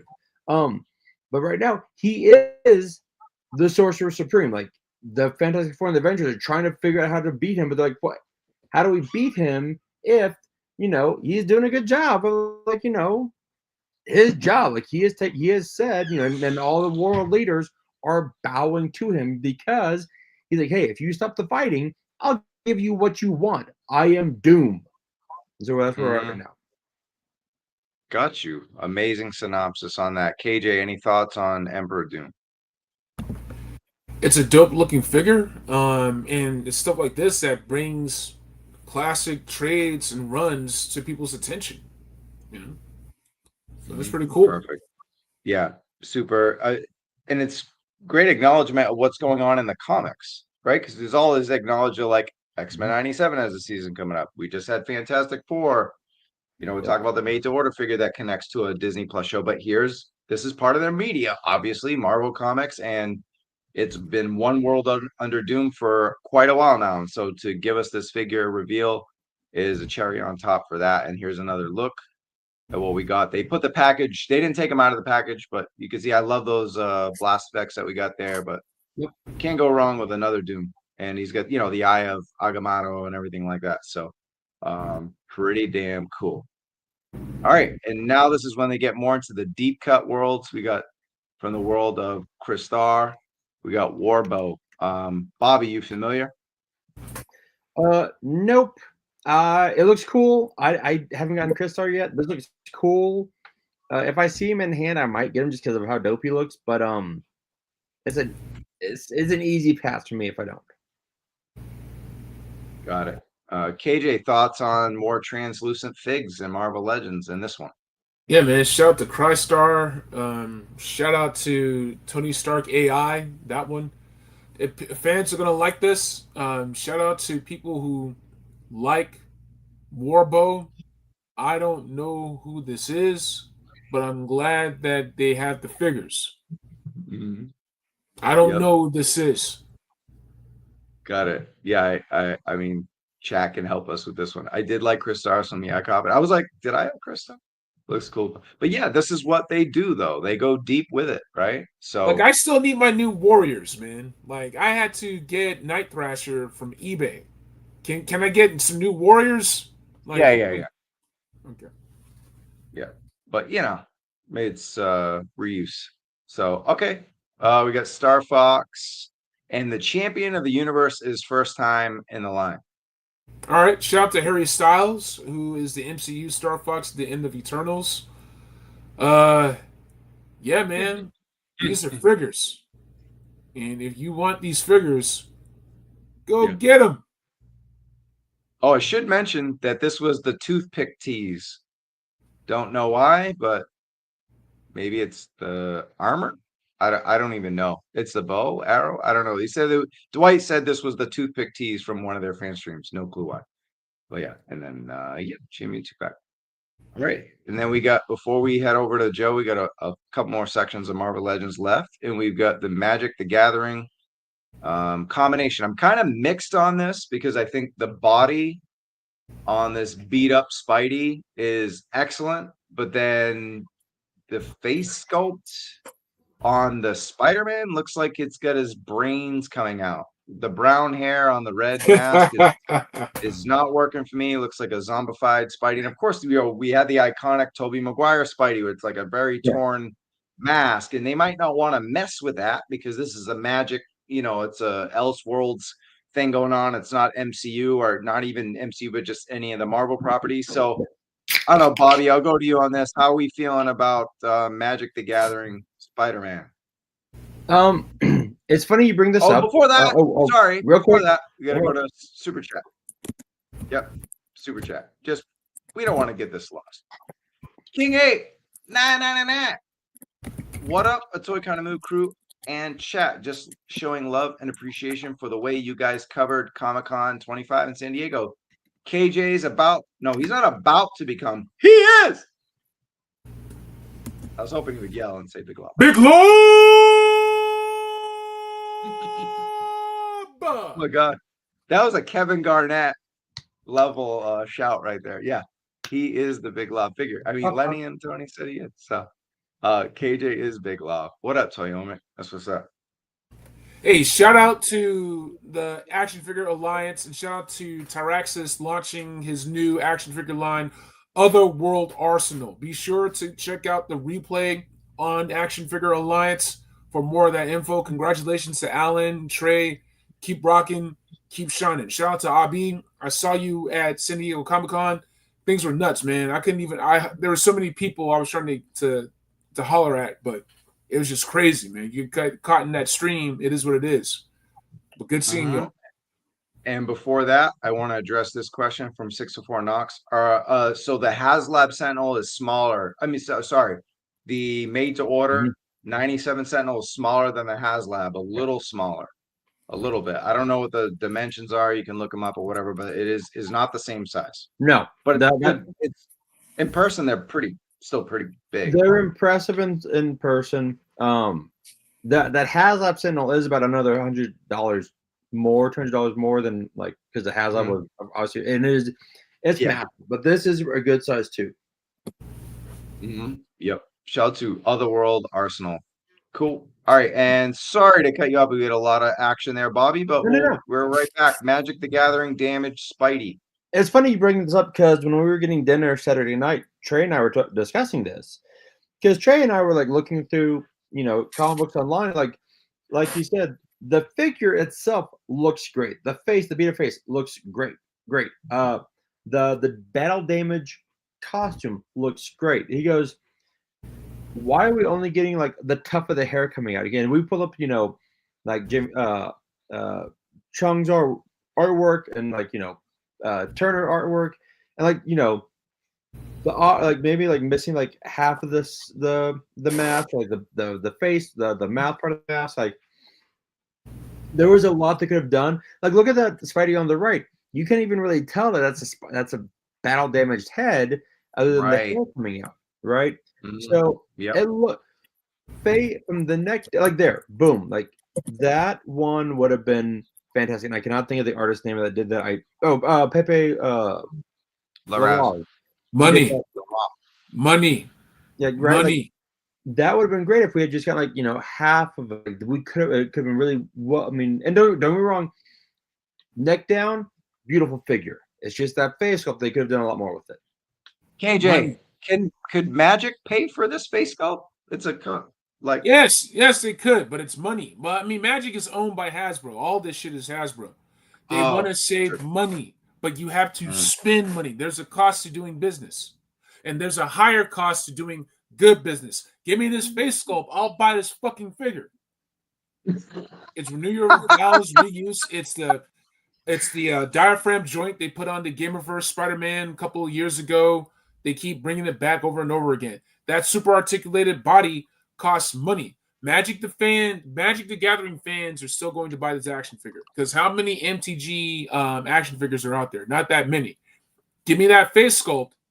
I would have gotten this. This face sculpt's not even with Maximum Spidey, isn't it? No. So Big facts. so Big you facts. cheap out, then there's people like me who don't get this figure. Mhm. It was Cool. I did think it was interesting because again, Trey and I we're having this discussion about it. Is you were like, why would Magic team up with Marvel? I'm like, because obviously, or Marvel, yeah, has Marvel Legends. I'm like, because they're trying to let's try and get these Magic geeks in over here. Maybe we can get Legend geeks to start playing Magic. I've tried playing Magic. I can't do it. My ADH brain is like, no, I'm good. I'm good. And also, I like deodorant. So sorry, I can't do it in Magic tournaments. Mhm. Yep. Judge Dreds, didn't know you guys knew JC. Yeah, JC and Jay-Z. Jay-Z. I know Jay-Z. I don't know JC. No. JC, Jay Cocker and I knew each other from different streams, just support. I think I popped in his stream, he popped in ours, and then I got connected through MCU Collector and got a bunch of picks. Wish I could get more, but between a toy kind of mood and the nice stuff. But yeah, I think we did a good job. But shout out to Toy News International, man. Lots of great photos, lots of great content. And shout out to Jay for sharing our stuff too, sharing a toy kind of mood stuff. That's Hey. big on him. He's a legend. I mean, we've been in here. Toy Kind of Mood's been here.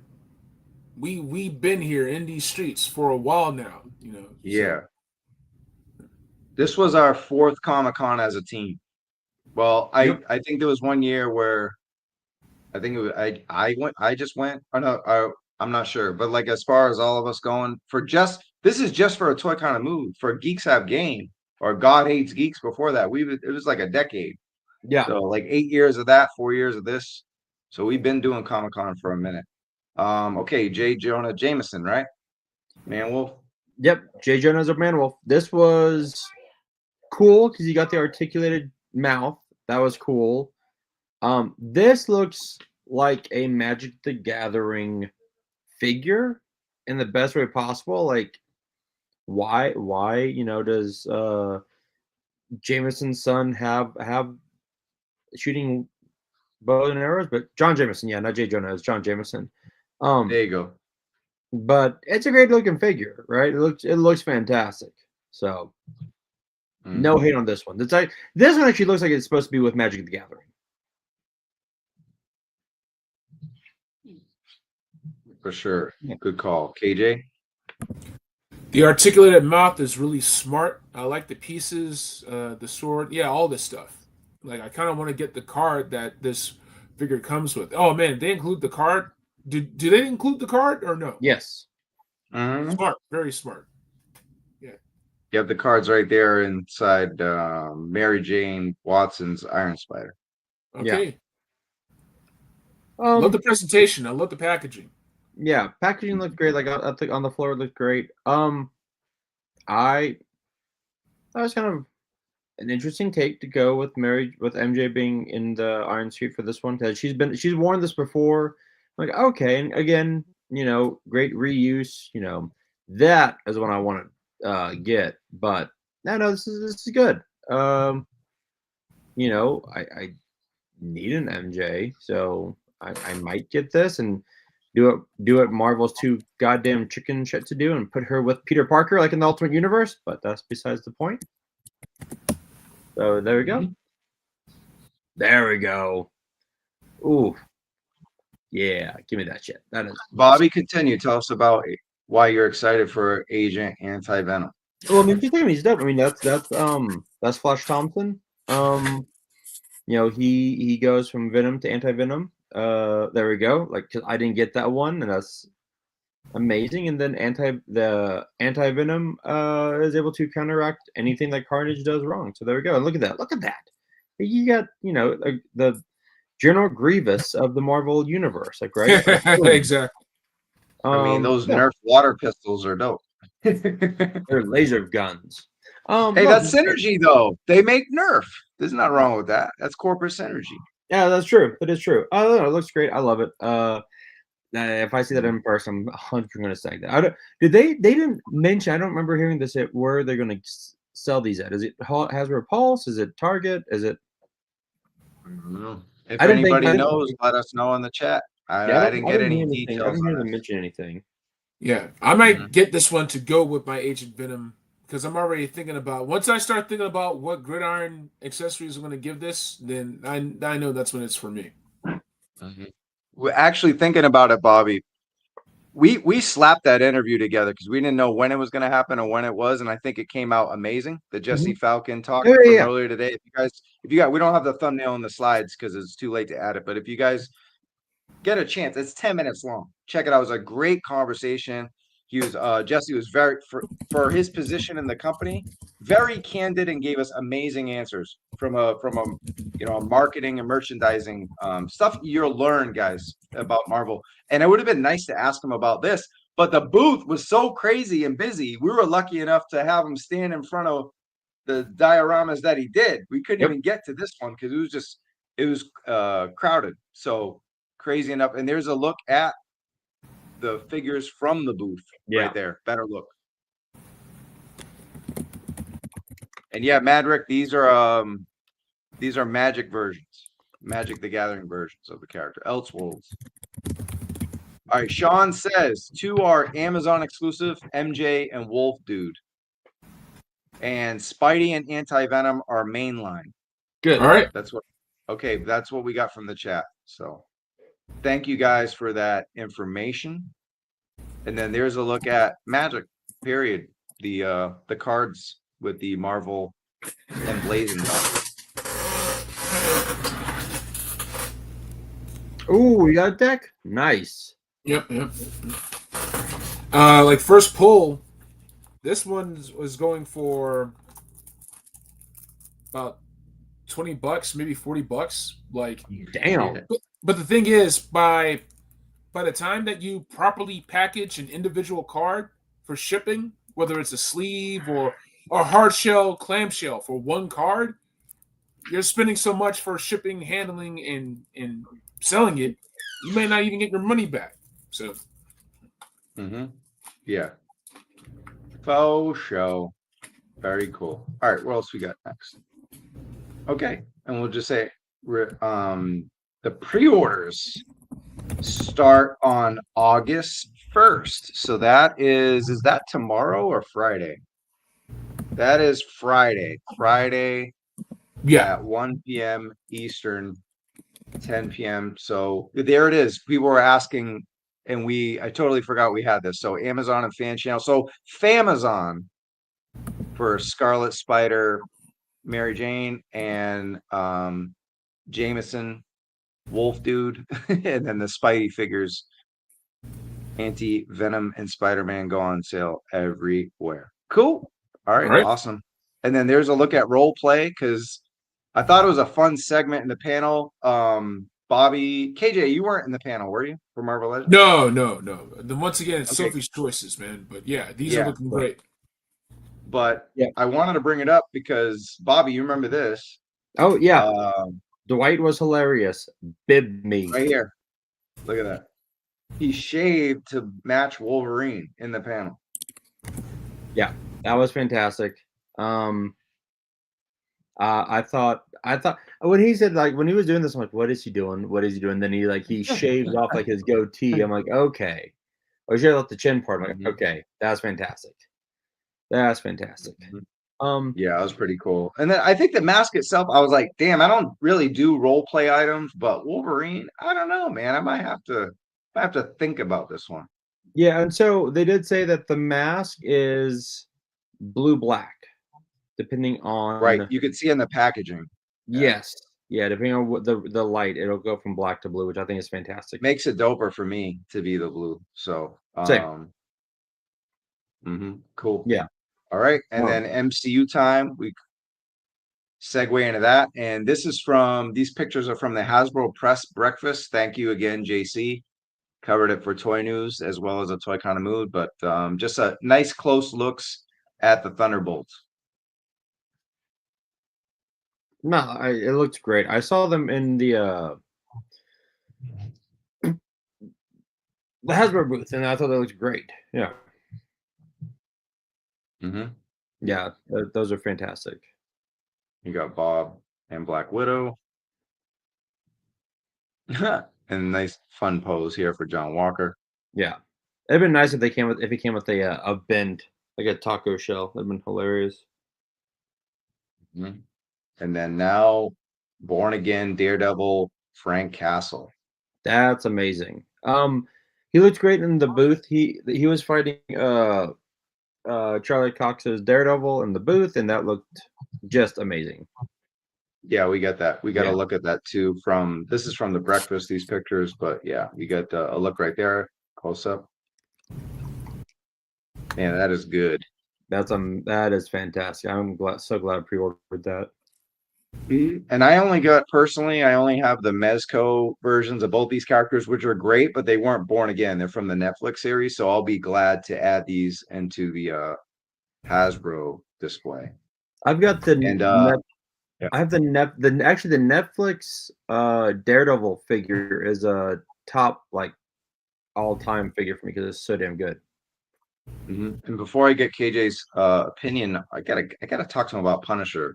Dude, we have almost 100 people here at the start of our show time, right? 7:00. So look, if you're new because we met at Comic-Con or you saw some of our stuff, thank you. Thanks for joining us. Hit the like button, and that's all we ask for. Likes helps all the stupid algorithm stuff on YouTube. And if you're new and you're just checking us out, you heard of us and you haven't subscribed yet, hey, why not, right? So we talked about Jada Toys at 5 p.m., 8 p.m. Eastern, 5 p.m. And then we went on to Marvel Legends. We're almost done Marvel, and then we'll do a big splash of G.I. Joe. So let's go to Frank Castle, baby. What are we thinking, KJ? Looks great. I ended up buying the Mezco Netflix Punisher because at the time it cost as much as an aftermarket Marvel Legends. So it'll be good to actually get a Marvel Legends with John Bernthal's head sculpt. Even just with this head sculpt, there's so much hilarious shit I can do with this head sculpt. Right. He's so concerned. I have him standing in line. I can have him be like, "Why is this guy talking to me?" Go ahead and finish what you're saying, like all that.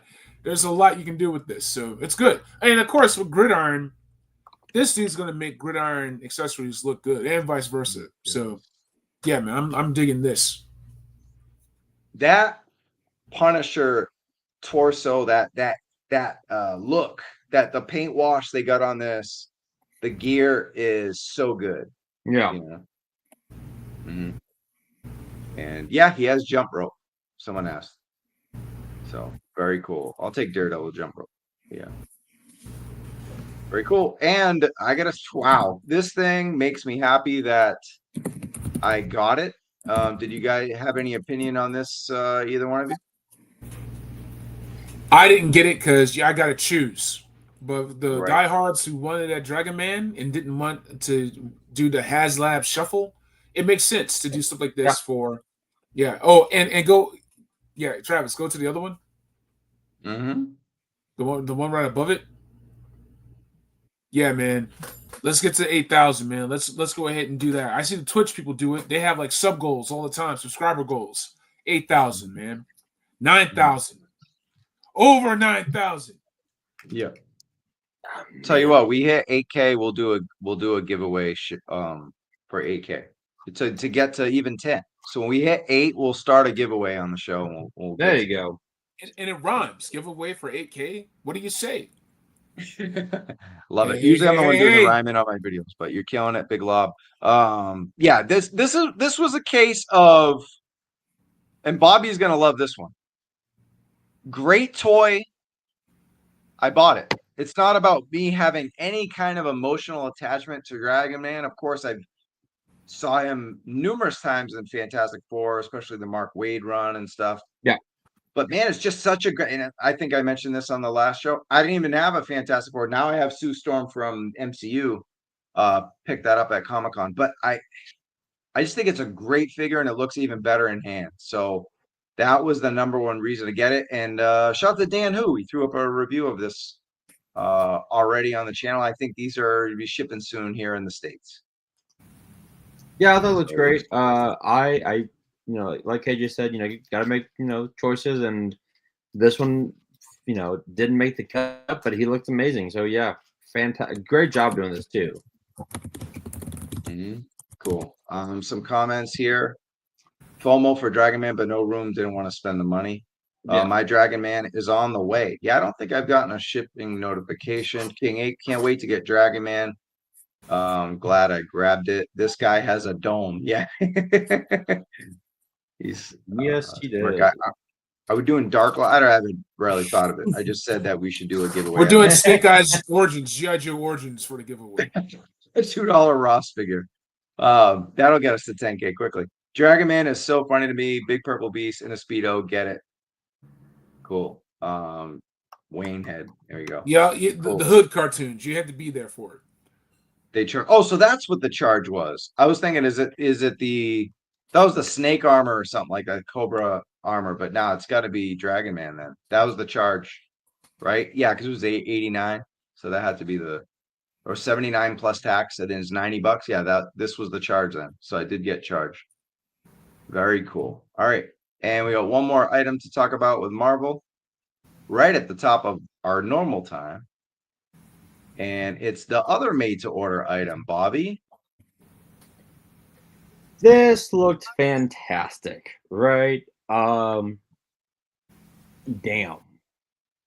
Just damn. And look, we knew when the Vengeance, the Engine of Vengeance didn't fund, they had to do something with those figures they made, and I know that they added some more onto this one. So it's not specifically the one that we got or we were gonna get. But Dwight's like, okay, we're doing Thrones, and yeah, like, Jason right here, loving the Throne. The Throne looks amazing. There's actually, let's see here. Let's see, let's see what we got. Okay.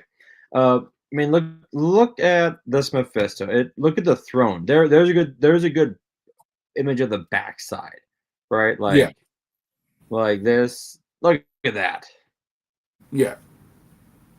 I mean, this just looks like you can see like what looks to be like either bat skin or human remains, like as like his throw rug, like I can literally hear metal music playing while I'm looking at this right now. Oh yeah. Oh yeah. Saying? Like he's got Sabbath blasting, R.I.P. Ozzy, like, right? Like, look, like this is fantastic. And here he is. Yeah. So real quick, you do get plastic and soft goods, because Dwight, there we go, got Slayer playing. He wanted Dwight said that the plastic is for when he's standing, and then so that he can sit comfortably in his, throne soft goods. So again, KJ, you said it like, you can, in fact, Hasbro knows that they can do soft goods, right? They've done it with other figures. This is just, look at that. Look at that throne. And then you like put the sword in it. This needs to come with a playlist. That's what this needs, man. The made-to-order method works. Not everything needs to be a Haslab. This Engine of Vengeance probably should have been made to order. And then all the Goblin Queen and all that shit you could have done later. That World War II Hellhunters Ghost Rider you're talking about. Yeah. Like, so what's our problem, man? The question I did ask the panel at the Marvel Legends panel was, is there less stress now? Because they've kind of pivoted, because they were talking about how, when something doesn't work, they don't freak out, they just pivot. I go, well, because the Haslab, the engine, wasn't, you pivoted to the made to order, and now these seem to be a much, less stressful avenue. How is it? And Dar's like, this beard, like, that's when he said, like, this, Haslab made me go gray. This is fantastic. Like, they're much happier going this track. Okay, they know people want this. Okay, you get many people, boom. Now they're like, okay. Especially with this is 80. People will drop 80 on a figure like this.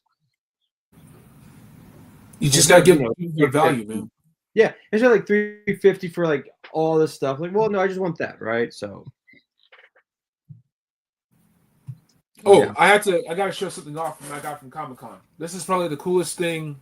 This reminds me of what I got from Comic-Con. That's dope. Incredible shirt. This is from Rucking Fountain, and it's just fucking sick, bro. Hold on a second. Just Star Wars stuff. One of the dopest. That's one of the dopest shirts.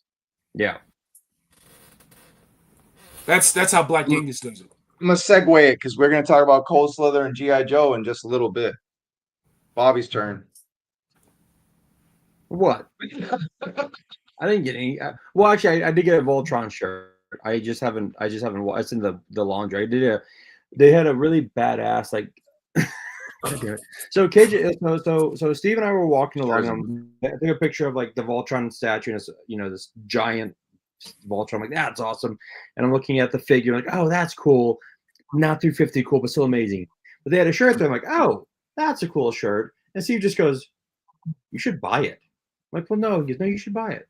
I'll buy one. Let's buy a shirt. I'm like, all right, sure, whatever. So we went and got a shirt, and it was dope as shit. So yes, You can't leave Comic-Con without buying at least one shirt, or at least yeah, exactly for sure.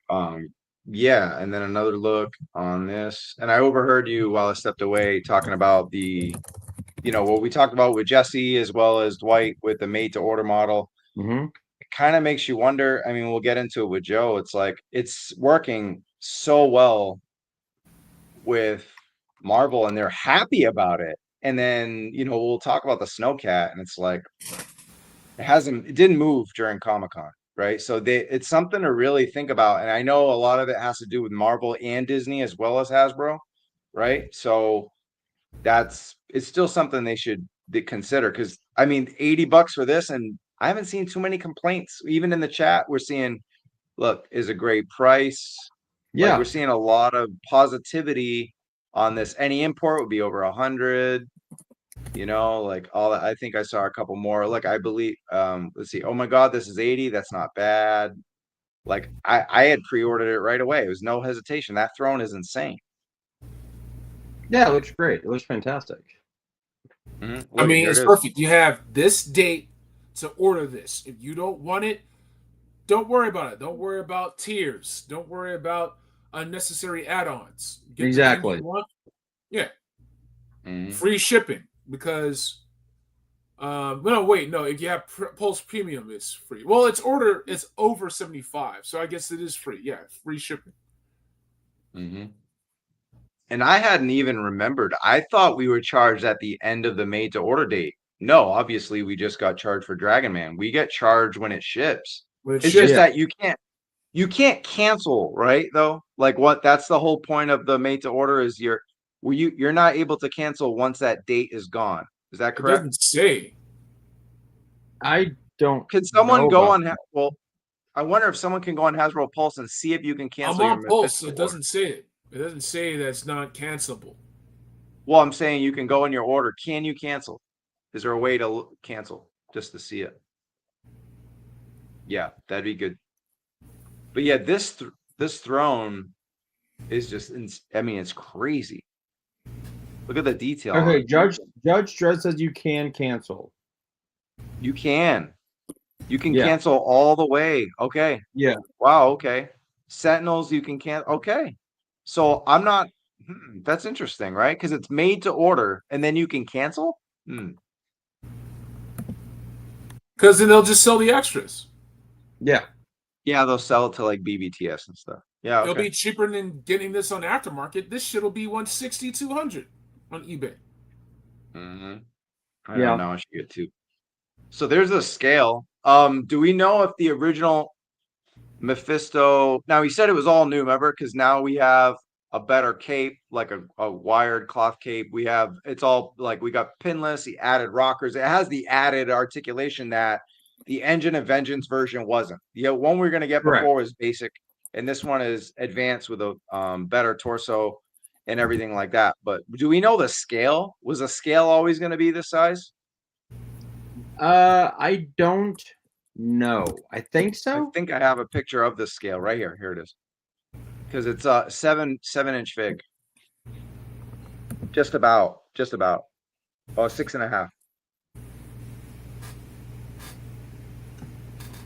More than that. Yeah, so I think it was supposed to be 6 inch and 6.8.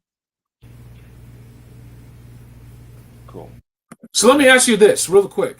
What would a made to order campaign look like? All right. So we talk about Thunder Machine, right? Thunder Machine, Thrasher, maybe one more Dreadnought, lights, blast effects. So what's the made to order version of a Thunder Machine? And Thrasher. It's what you said. It doesn't have all the bells and whistles. It's stripped down. It's basically the Striker with a figure, right? Or the Vamp with figure. It doesn't have the extra stuff that the Snowcat does. And then maybe you just any kind of new tooling on like compartments and like engine detail. You don't go as crazy. The front console doesn't have, well, it's not going to light up, but it doesn't have all that detail that they usually put in it. They kind of just keep it basic. Huh? Right? Yeah, I agree.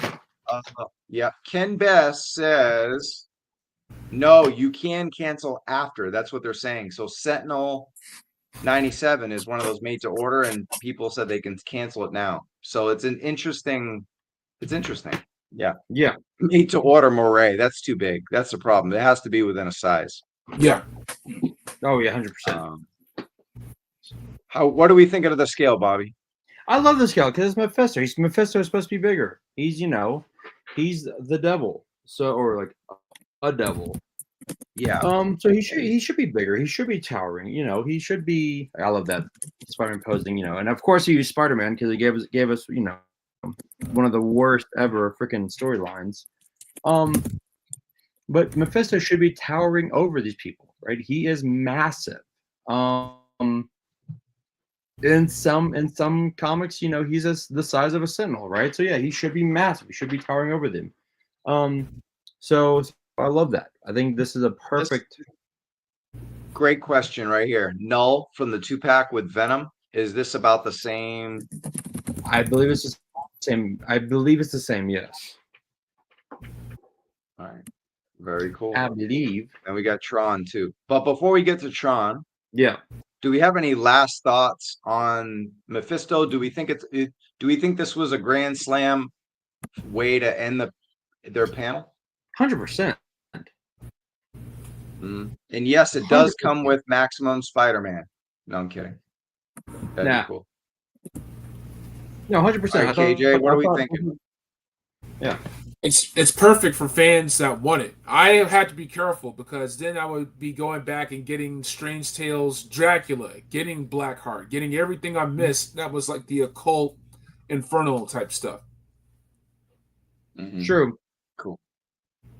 All right, whiskeys for Marvel Legends. For Jada Toys, for those just joining us now, we're over 2 hours. We covered Jada and Marvel. Jada, we did 4 whiskeys. I did 4.5. And then, so for Marvel, go with you, Bobby. You were at the panel too, so combined booth panel. 5 out of 5. 5 out of 5. The panel was good. Fucking chill, dude. Fucking chill. How dare you? The panel was fantastic. Dan did a great job. Dwight was great. Jesse was great. And we this is, we also got to interview him. It was Sean, right? The other gentleman on the panel. Trav? It was Steve Evans. Steve Evans. There we go. Steve. And then we got Farrell. We the actual Summers. We got the Wolverine mask. We got that Emperor Doom. We got the next 97. There you go. We got there's really weird Magic the Gathering. We got the X97. We got that Mephisto. We got so much stuff in this panel that I was not expecting. Yeah. Never call me Kurt Schilling. That no. But Bob Schilling. But it was such a good panel. And the fact that we actually got stuff with the figures and not just a basic figure. Right. Good job. Right. You didn't even talk shit about the 2-packs. I think we know how I feel about 2-packs at this point. Me saying fuck the 2-packs is a little He's redundant at he's this saving point. his ammo. I'm saving my Alright, voice for that. But no, I mean, look, even the shitty 2-packs. I hate 2-packs, but you know what? It made sense. They made sense. I hate that shit, but it was great. No worries. Got you. Before I go to KJ, I forgot to add that this is $79.99, which we talked about, but the pre-order is by 8/26, August 26th, and that is Dwight's birthday. So if you want to be a super shill, super duper duper shill, you buy it for his birthday, right? Then you're beyond shill, like shilling to the next galaxy and beyond. All right, KJ, what are we thinking of? You weren't in the panel, but we pretty much did the panel just now. What are you thinking about Marvel Legends' presence at San Diego? I'm really impressed. We've come a long way. In Marvel Legends, you know, they're a multi-line toy line unto themselves. Like the bandwidth they have to cover is immense. So I get it. All that has to be taken into effect. With Cable getting, you know, 2 extra hands instead of 2 extra pairs of hands. I get it. Every bit of plastic matters. Every bit of tooling matters. So I give props to the team, and I give props to the fans out there. They're getting all this stuff. Incredible, strong showing. You know, even figures that I don't care for, Star Fox, Champion of the Universe, Warbow. Somebody does, right? Yeah. Because there's people who don't give a shit about my new Warriors or Generation X, that kind of thing. Deep cuts. Yeah. So they got a lot of fans to satisfy. You know, Marvel Mangaverse. It's going to be a long time until we get those. There'll be other companies doing those instead. It'll be Sentinel. It'll be Amazing Yamaguchi, and so forth. So I give it a 4.5. I give it a 4.5. I want to see more out of Marvel Legends, but I get it. I get that they're stretched thing. They're maximized to the potential. Yeah. So I give them props, man. I do. The only thing keeping me from giving it a 5 is there was no playable demo for Marvel Tokon Fighting Souls.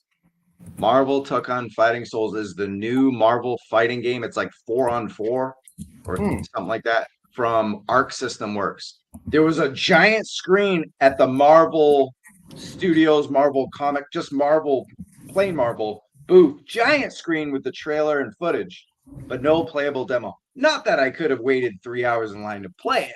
No but shit, it would have been right? sick to play. I know there's a demo coming to like Evo next week.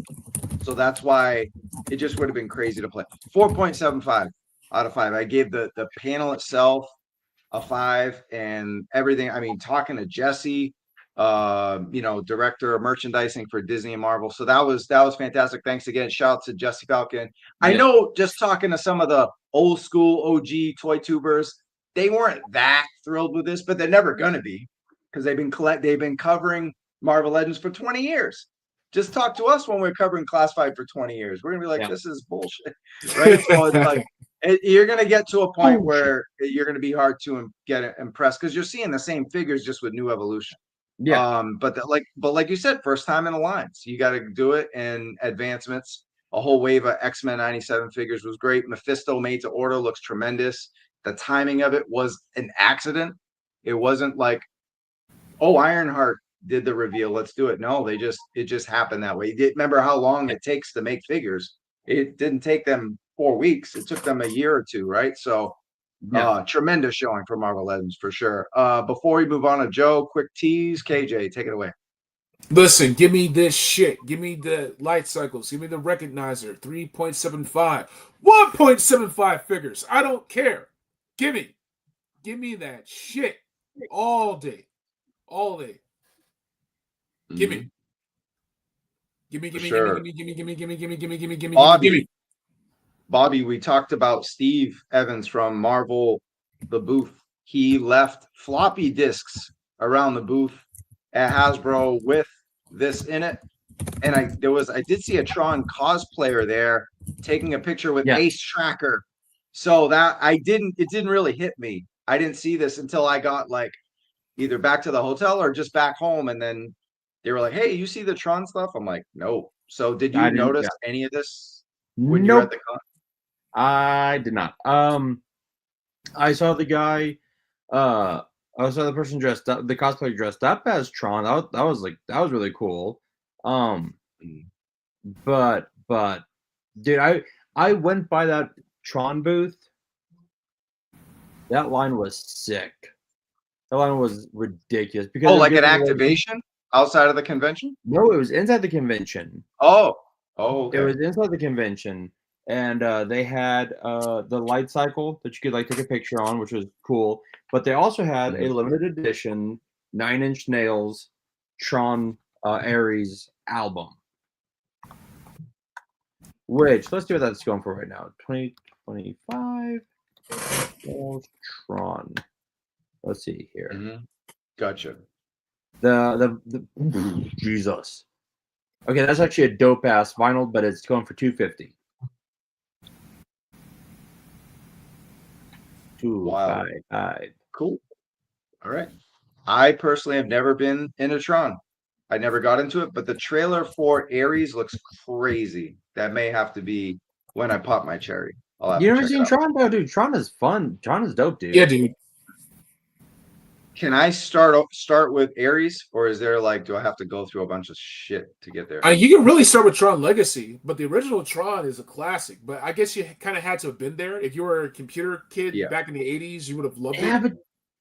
But doesn't he kind of need to watch the first Tron because that sets up Tron Legacy because of Bo Bridges? I honestly think for the first Tron, you had to have been there. If you didn't already grow up in that mode, and you didn't have like a nerd dad, or you weren't into computers, popular science, and shit like that, I would just say start with Tron Legacy because it's cool. The soundtrack is fucking awesome. Daft Punk. Daft Punk? Yeah.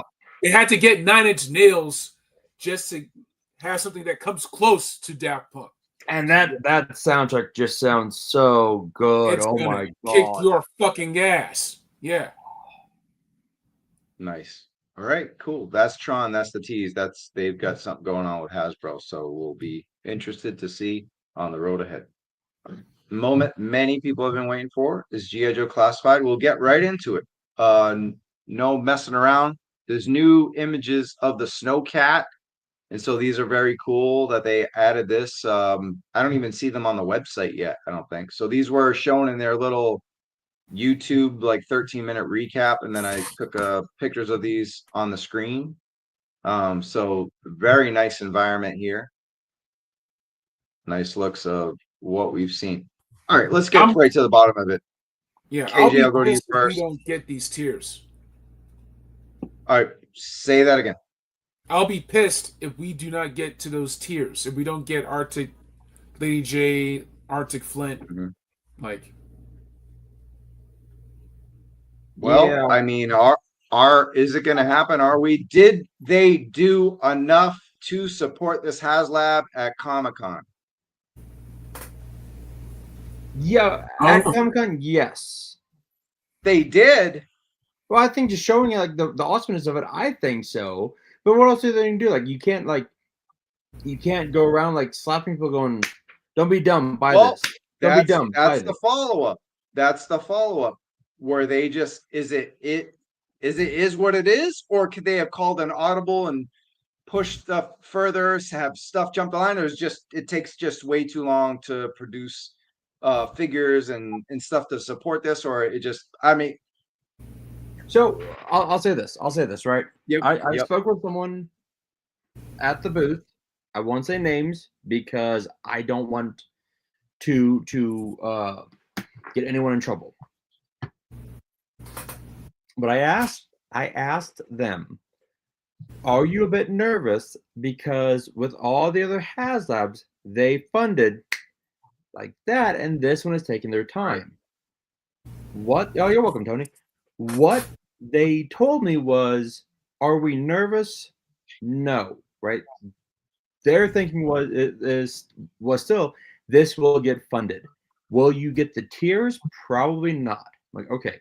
They said, look, we are fully aware that we are doing this Haslab. It's true. They said, we are fully aware we're doing this Haslab in the middle of a bad economy with tariffs, and people are having to decide, do I do groceries and essentials or a big piece of plastic, right? So they are fully aware of the fact that this, if it funds, and they were like, this will fund, but you will only get the snowcat and the figure. That's it, right? Like you won't get the other tiers.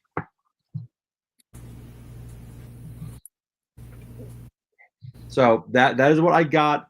That's what I asked Hasbro Wednesday night at yeah. I want to say names. I don't want to get. Well, yeah.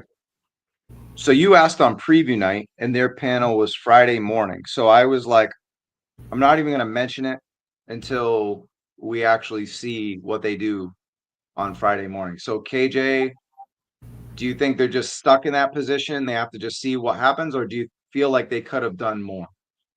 I feel they've done all they could do. I mean, this thing sells itself, same as the Hiss, same as the Dragonfly, same as the Rattler. And yeah, this economy is rough. It's hella rough. I've had to really go through my collection and look at what I don't need. And even when selling on the aftermarket, selling at a fair price, one, because I do want collectors to get this stuff, but at the same time, you know, I think I've over collected. I think a lot of collectors feel that same way.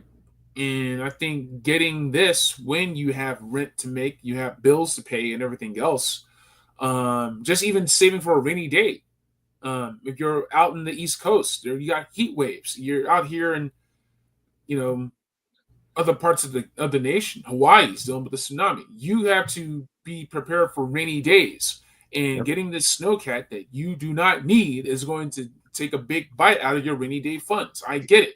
I'm looking at the prospect of getting a $325 snowcat that has frostbite and nothing else. Missing two figs, missing the accessories, missing the bivouac. So I get it, man. Like, I don't have a bunch of simulation snow and a Lightroom studio with fake trees and Arctic sky backdrops to maximize having this vehicle.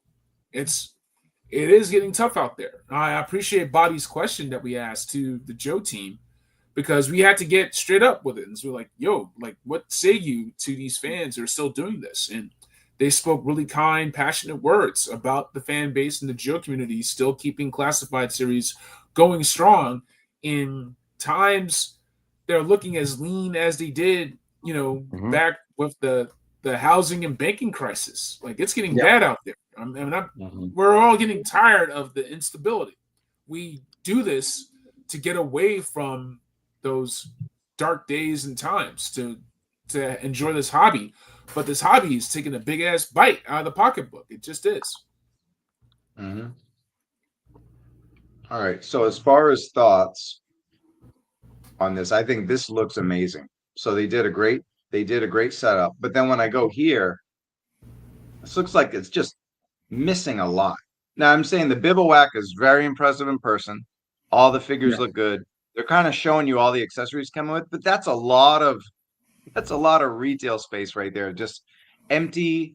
There's glass. Like, this is, I mean, compare this to like the Sentinel 97s are made to order, and they had 3 of them there battling all the newest wave of X-Men 97 that they had not revealed till the panel. And I don't want to compare. I mean, I guess I am comparing. Fuck it. But I'm just saying, like, this looks great. This does not. This looks like something cool. Like, if I had a smaller DTOF, gonna fit good. But like, this is just missing a lot. Like, listen, I'll keep presentation. That bivouac in an Arctic environment, it's not gonna do shit. It looks great until you think about it. You think about what like an actual application would be. Yeah, that would be great for the desert. That'd be great for woodland, right? Green, tan. An Arctic bivouac, you need a tent. You need a full tent for that. So it's great that they're pre-tooling that bivouac and putting it into this Haslab, except that it's taking up space that a third figure could have been instead. So I'm kind of still funding the Haslab or backing the Haslab in spite of that, because it's really 2 figures and an accessory that doesn't really make sense. I would have to be counting on third-party companies to give me a different backdrop to use with this. So they're asking for a lot, And Yeah, because right now, sorry, KJ, right now, just heads up, right now it is at 7,478 out of, and it needs 8,000. It dropped, so it did hit 70. I think I could be wrong. I think it hit 7,600 and dropped. I could be wrong though. Someone tell me, like, if what's the highest number anyone's seen in the chat? Did it hit 7,600? I could swore it did. If I'm wrong, I'm wrong, right? But beyond that, this is where I come in with this. Just make shit up. Just make shit up, right? Name only reveals you could make anything up and take an image from 3D Joe's and say we're working on this. They put Iceberg there with a U. We'll get into that. But where's Blizzard, Arctic? Even if you're not going to work on this for a year, 2 years, just show that you're building this world on this Haslab, even if it's going to take you a while. And I get they want to stick to this, and this model has worked great. Name only, render, pre-order images, pre-order. Even if they're far away from those figures, you gotta be aware. And we're not talking about the team that makes this, because they can't just say this is above them, right? Lenny and Tony can't just say we're gonna do these figures, right? Yeah. They can't just say, but there should be communication. There should be conversations about, okay, look, we're at Comic-Con. One name only figure, like. I don't know. And like, I mean, I know they added more winter figures as the weekend went on. We saw Snake Eyes with pictures grabbing a snow serpent. That should have just been day one. Those are not reveals. So I don't know why they like added that during the weekend. Like, this is empty. I mean, it looks great. Lady J looks great. The bivouac is awesome. No matter what you say about the environment, it's great, but the display is I don't know, because I felt like they should have stepped up the display. I'll be honest. Hey, Michael Taylor puts up a good point. Like, forget the figures, forget the bivouac. If you give me the snowcat with frostbite and give me a polar battle bear with iceberg, that's the Haslab. Can I just make a counterpoint to this? In that, when you, and granted, it's probably because we have been spoiled, right? But you look at the first Haslab they did with that Hiss tank. It was literally just a tank with some figures. That was it. It lights up like, holy shit, that's amazing, right? Like, oh my god. It was great. Like, oh, that's great. The Hiss tank looked amazing. Backed it. Great, whatever. Cool. Then we got the Dragonfly, and then we got the Rattler. All looked great, right? And we did get, firing missiles, stuff like that. Here, the Snowcat was amazing. The Snowcat itself should be funded by now, because that thing was massive. Guys, we saw this on the field floor. That thing was massive. And now, and this is not. But that's also a problem. But that's also a problem. Some people don't. We talked about this with KJ too. Is the room that we talked about that with Lenny and Tony? That was one of our questions. KJ brought up was is shelf space. Are you worried about that? And that could be the Snowcat being bigger than people thought might not be a positive thing. I think it's great that we're getting more value for the money. Let me finish it. Let me finish this, because what I think people are saying, well, we're getting 3 figures and like a tent, and like, and Lenny said it's to build a story. Like, I think fans have become so, because even the first Hiss, it was just the Hiss. Here you go. Here's the Hiss tank, right? Like, everything was just like, here you go. This is it. Like, there was no story behind it. There was no like extra figures or shit like that. It's like, I think we have become a little spoiled in the fact that, well, why didn't they give us more? Like, motherfuckers, they gave us a huge thing. Like, they gave us plenty. I think, and this is just because, like, everyone's like, well, if they didn't give us this, but I'd rather have that than Patches. Okay, like, Patches, no offense, guys, was what? Well, the Rattler funded in the mid-20s. So with patches, it's still got like 24, 25,000. This is at 7,400.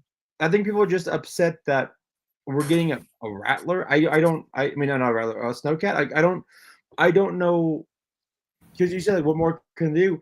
I don't really know what else it could do with this. I mean, I don't know outside of going around going, hey, come look at this. It was on display. Like I don't know what more the G.I. Joe crew could have done to draw in attention, other than going, hey. But even then, like with the Arctic figures, and granted, the Hiss tank was just a Hiss tank. Like, here, you can use this with any figures.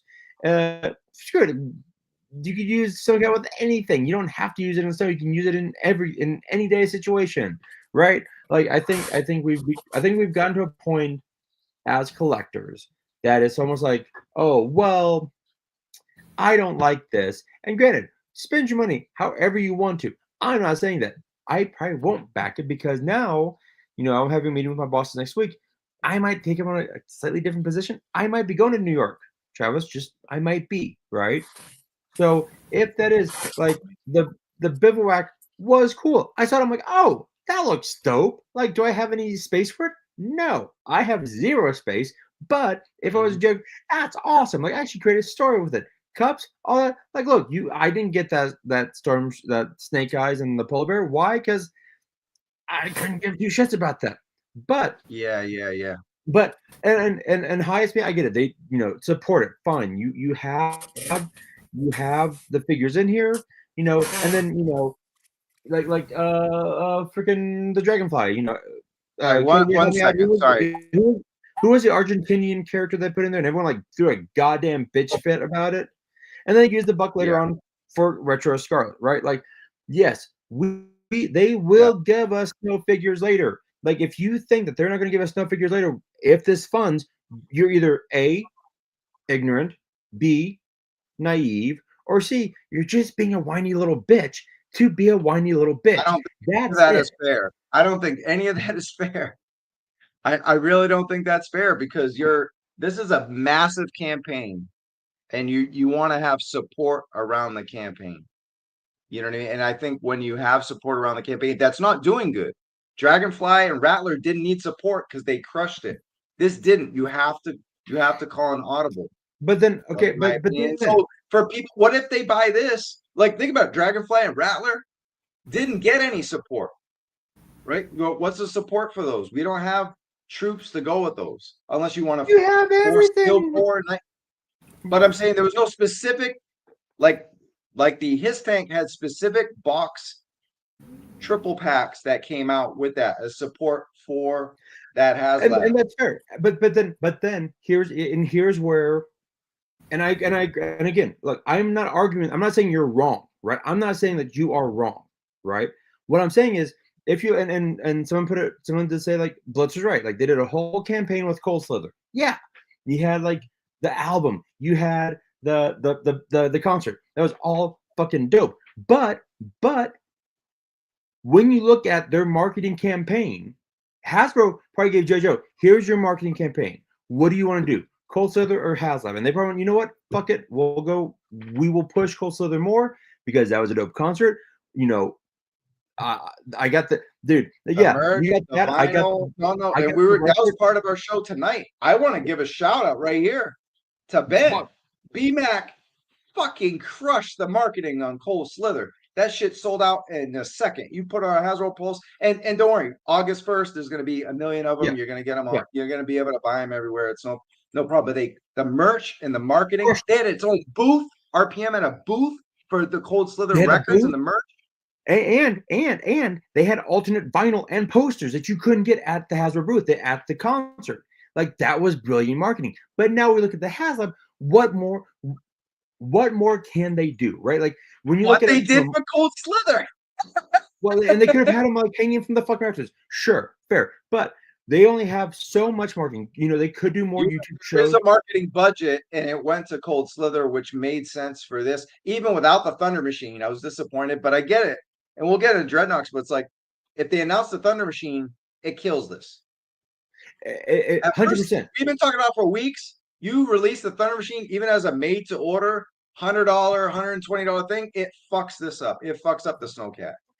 But I think they could have done, like, if fucking spec make it snow in San Diego, like if they had gone the Thunder Machine and revealed that Haslab Thunder Machine instead of the Snowcat, it would have been sold out already. They'd have had it at the concert, blah blah blah. Yes, but Guys, when go ahead.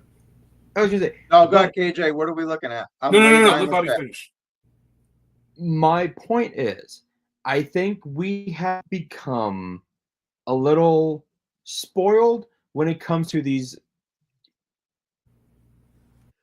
pieces of, at the end of the day, pieces of plastic that we don't need. And now we're quibbling over, like, well, why didn't this get? And I think, like, no, I think it's the fact that It's okay to quibble and disagree and not Oh, no, like no, something. I'm We not- cover this. That's what we do. I understand that.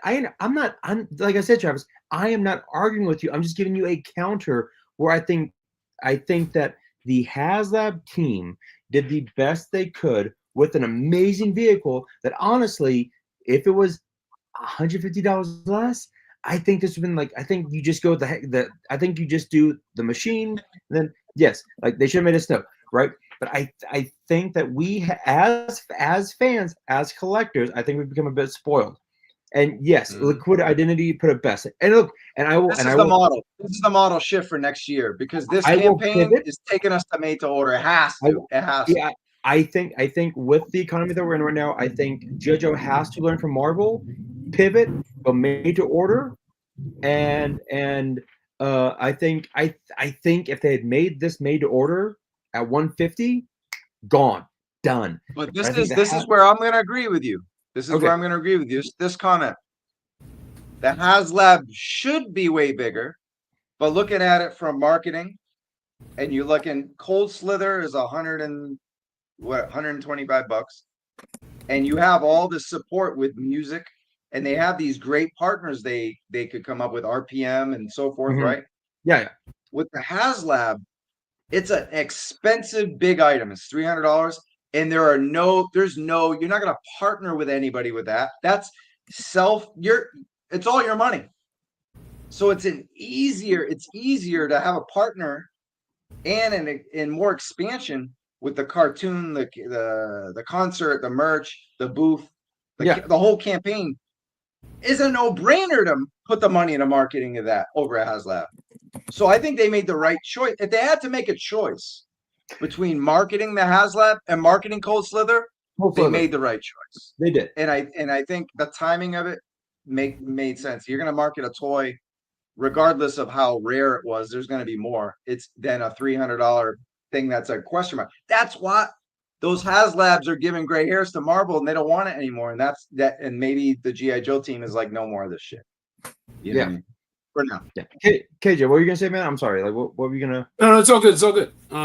So there have been Haslabs before for Transformers, maybe a couple others, where the price was $179.99, $200. Like a Haslab doesn't have to be $300 plus. It could be $200. It could be $250. Hell, they could be $150. Basically, you get the price made to order or a Haslab the same way. Like Kickstarter does that all the time. Just whether it's crowdfunded or it's you have until this amount of time to order it. So imagine, if you will, instead of doing Snowcat with the Arctic themes and whatnot, and I hate to talk about what could have been instead of what it is because it does a disservice. That's true. Right. But what if they had that made to order Thunder Machine for $179.99 with Thrasher, and you had until August 26th to order it. So now you have, instead of the Haslab hype for the Snowcat, you have this Thunder Machine, you have this Cold Slither San Diego exclusive, you have this concert, the comic book, the vinyl, the shirts, the posters, the merch, all this shit. And you have it anchored with this 4-pack exclusive and this fucking Thunder Machine that you can get for $200 or less. 180. Yeah. That was the comment we needed to connect Bobby's points to mine. was Big Lob's comment, reaching for the sky and slam dunking on all our asses. Really, that's it. Bobby's right. I'm wrong always. And I mean, KJ, you said it, not me. I'll agree with you. No. Hey, fuck Travis fucking Moody. But he connected our point. He did. He did. And that shows you how quick marketing is. This Cold Slither could have been a new thing. And we don't know. Maybe Jeremy knows, Plastic Battle knows, Darren Marshall, Chris from Full Four. Maybe they know more than I do. Maybe Cold Slither is a newer marketing campaign that just happened. And because Haslabs take a long time. Snowcat could have been the original vision. And they kept with it because they already put money into it. And then Cold Slither came and it's like, oh shit. Cold Slither, people actually want this fucking thing. So they had to just run with it. It was too late to go back and get rid of the Snowcat and add the Thunder Machine. That's the only reason. Why wouldn't you do a Thunder Machine and just have a whole Dreadnought take over San Diego, the panel and everything? It's because it's too late. Yeah, because there had to be, because everyone, y'all right, there was a pivot. Like what? Because here's, I told Steve this Friday. When we were driving into town, I go, dude, think of this, okay? I go, if they did Cold Slither, and at the end of the concert, we got Gem. That was amazing. It was truly, truly outrageous. I go, next year, just imagine if they released a Gem 4-pack, and you had Gem and Cold Slither rocking out on one stage. Steve bought the fucking pack that day. Now, I'm not saying that Hasbro should hire me for their marketing. You can. Everyone says that.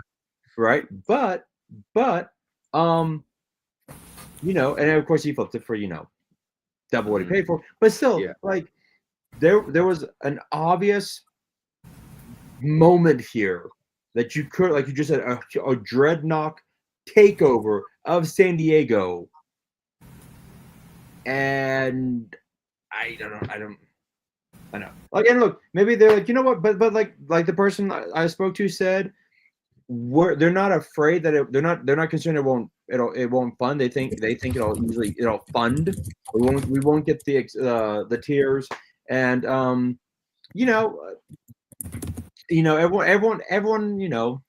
has that one swing and a miss. No one bats 1,000. Right. But I think this is still going to get funded. Oh yeah, the Snowcat is still going to get funded, but we're not reaching the tiers. If I am wrong, please let me know, you two, because this is just for in the States that we see on Hasbro Pulse. We're not looking at overseas, correct?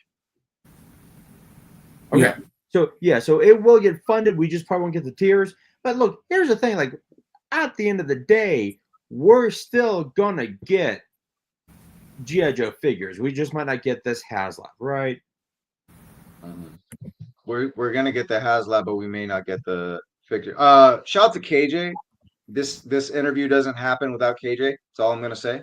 He stepped in and made it happen. There was some confusion and stuff. So good shit. Thank you, KJ. And it was fun. You crushed it as always. And shout out to Lenny and Tony, just the coolest guys. I mean, Dan and Dwight are amazing as well, obviously. But every time I saw these guys just willing to hang out and talk about anything, wrestling, music, life. You know, they're just good dudes. They're killing themselves making these great toys. I'm sure they didn't get any sleep in San Diego, and they're not getting any sleep now.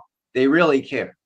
You know what I mean? Like, they work for $1 billion corporation, and they are doing their fucking best to make us talk about this shit for 3-4 hours every week, right? So shout out to these guys. They're the best. But we have to be honest. That's what our show is. We're going to be honest, whether it's the shillest of shill or, hey, the most disappointing. Like that. That's just what we do. So shout out to them. Great stuff. I'll run through this real quick. I'm sure it's old news now, but I reviewed the Cold Slither set because I don't have a life, and I just sit in my hotel the whole time at Comic-Con. It's true. Right? So never saw it before. But I'm proud of this. I had to show everybody this. I was like, all right, this was fun. This was fun shit. I had to have the OG Dreadnoughts playing the instruments, and I was pretty sick with it. Yeah, gotcha. All right, cool. And then Striker. I still think it's good. There was a lot of comments being like, thank you, I don't want this anymore. I'm like, I never said it was bad, but I had QC problems and functionality issues because it's what happens. But it could just be mine.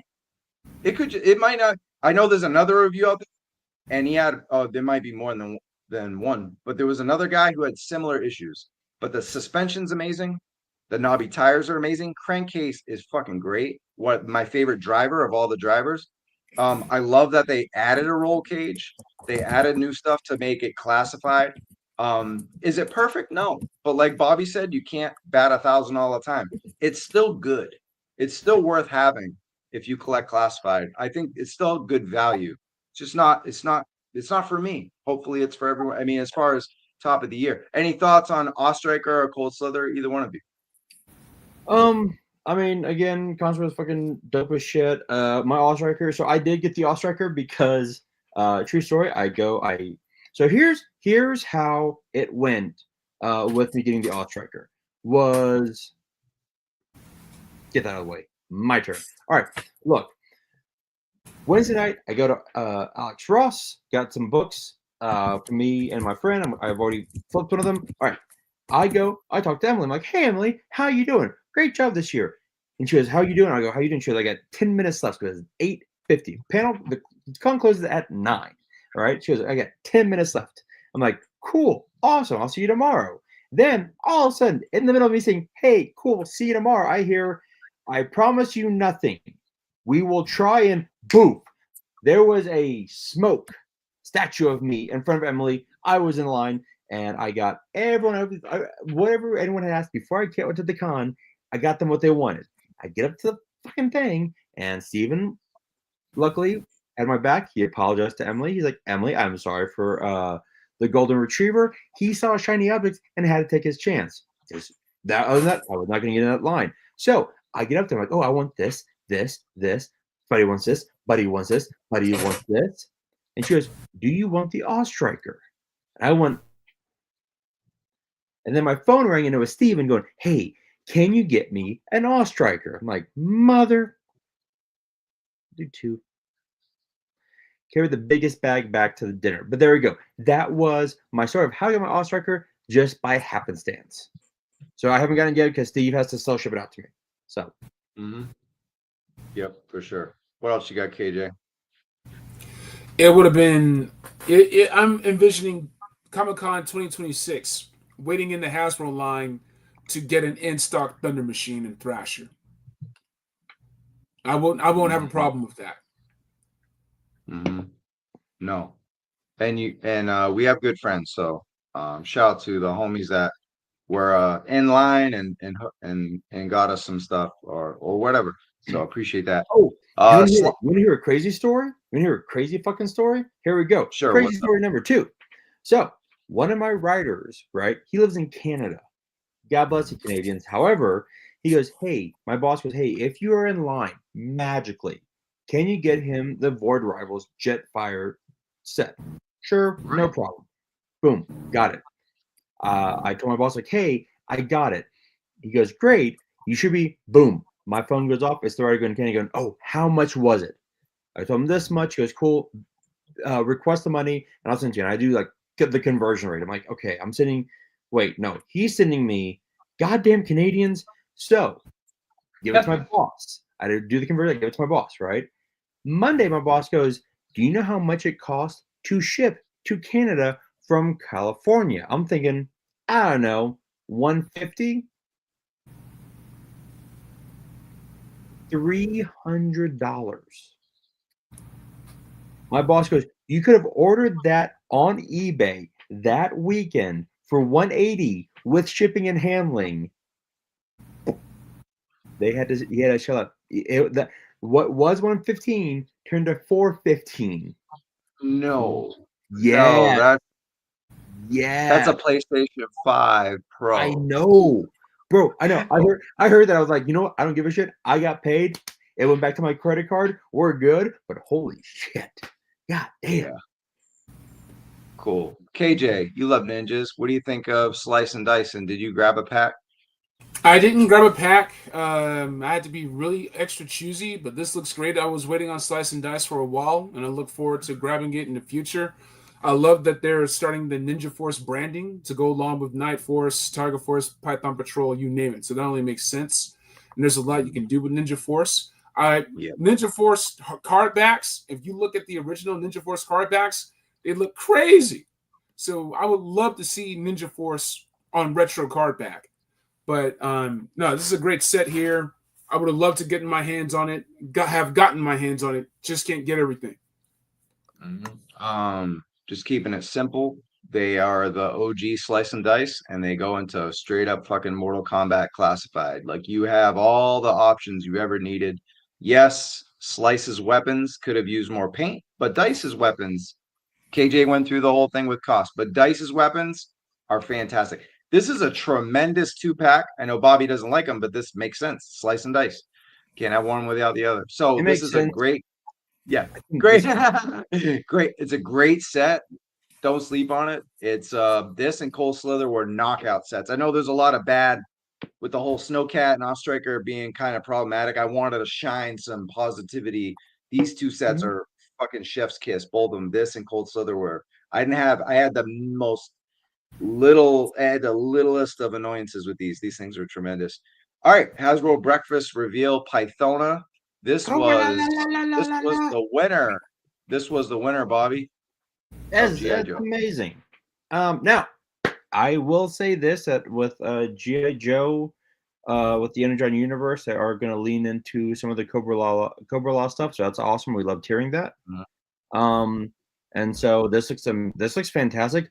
It's funny though. The night before you revealed this, again, Steve was like, I know they're gonna do Pythona. I know what they're gonna do, and he kind of called it. That's kind of scary. I'm like, witch, get away from me.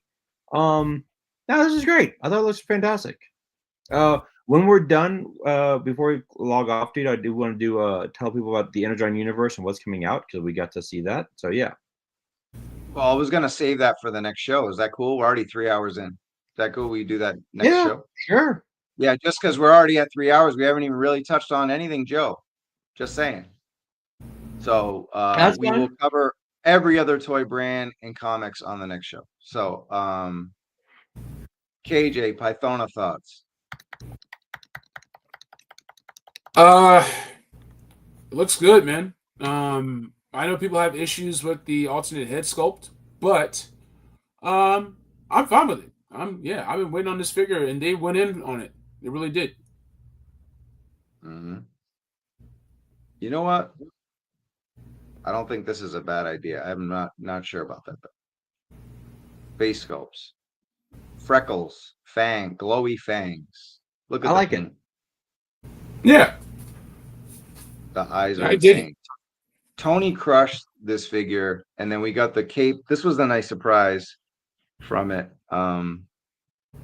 Getting all the different looks. Shout out to Full Force for throwing out my pictures around so people could see them. But yeah, we got nice rib cape, soft goods, felt great in hand, and you got all the accessories. You got like the gooey claw there, just mutated claw. Oh, that's cool. Yep. And then what else we got?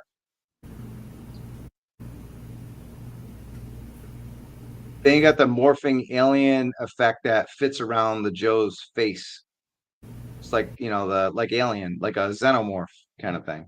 Yeah, that's dope as shit. It was crawl, and all kind of like little crawly. So this is an amazing, I hate to say it's an amazing exclusive, but I mean, it kind of follows what they're doing. It shouldn't be a surprise. They did Once a Man. They did Nemesis Immortal. This is the FallCon exclusive. It'll be at New York Comic Con. It'll be at MCM London. It'll be at the Italy convention that they're having. But it will be on Pulse later. I mean, were people able to get Nemesis Immortal and Once a Man like was there an initial issue and then we were all able to get it, KJ? Do you remember? I think with Once a Man, like it sold out, it came back. Nemesis sold out, came back. So I think people had to be fast, but because when it comes back, it only comes back once or twice, and then that's that.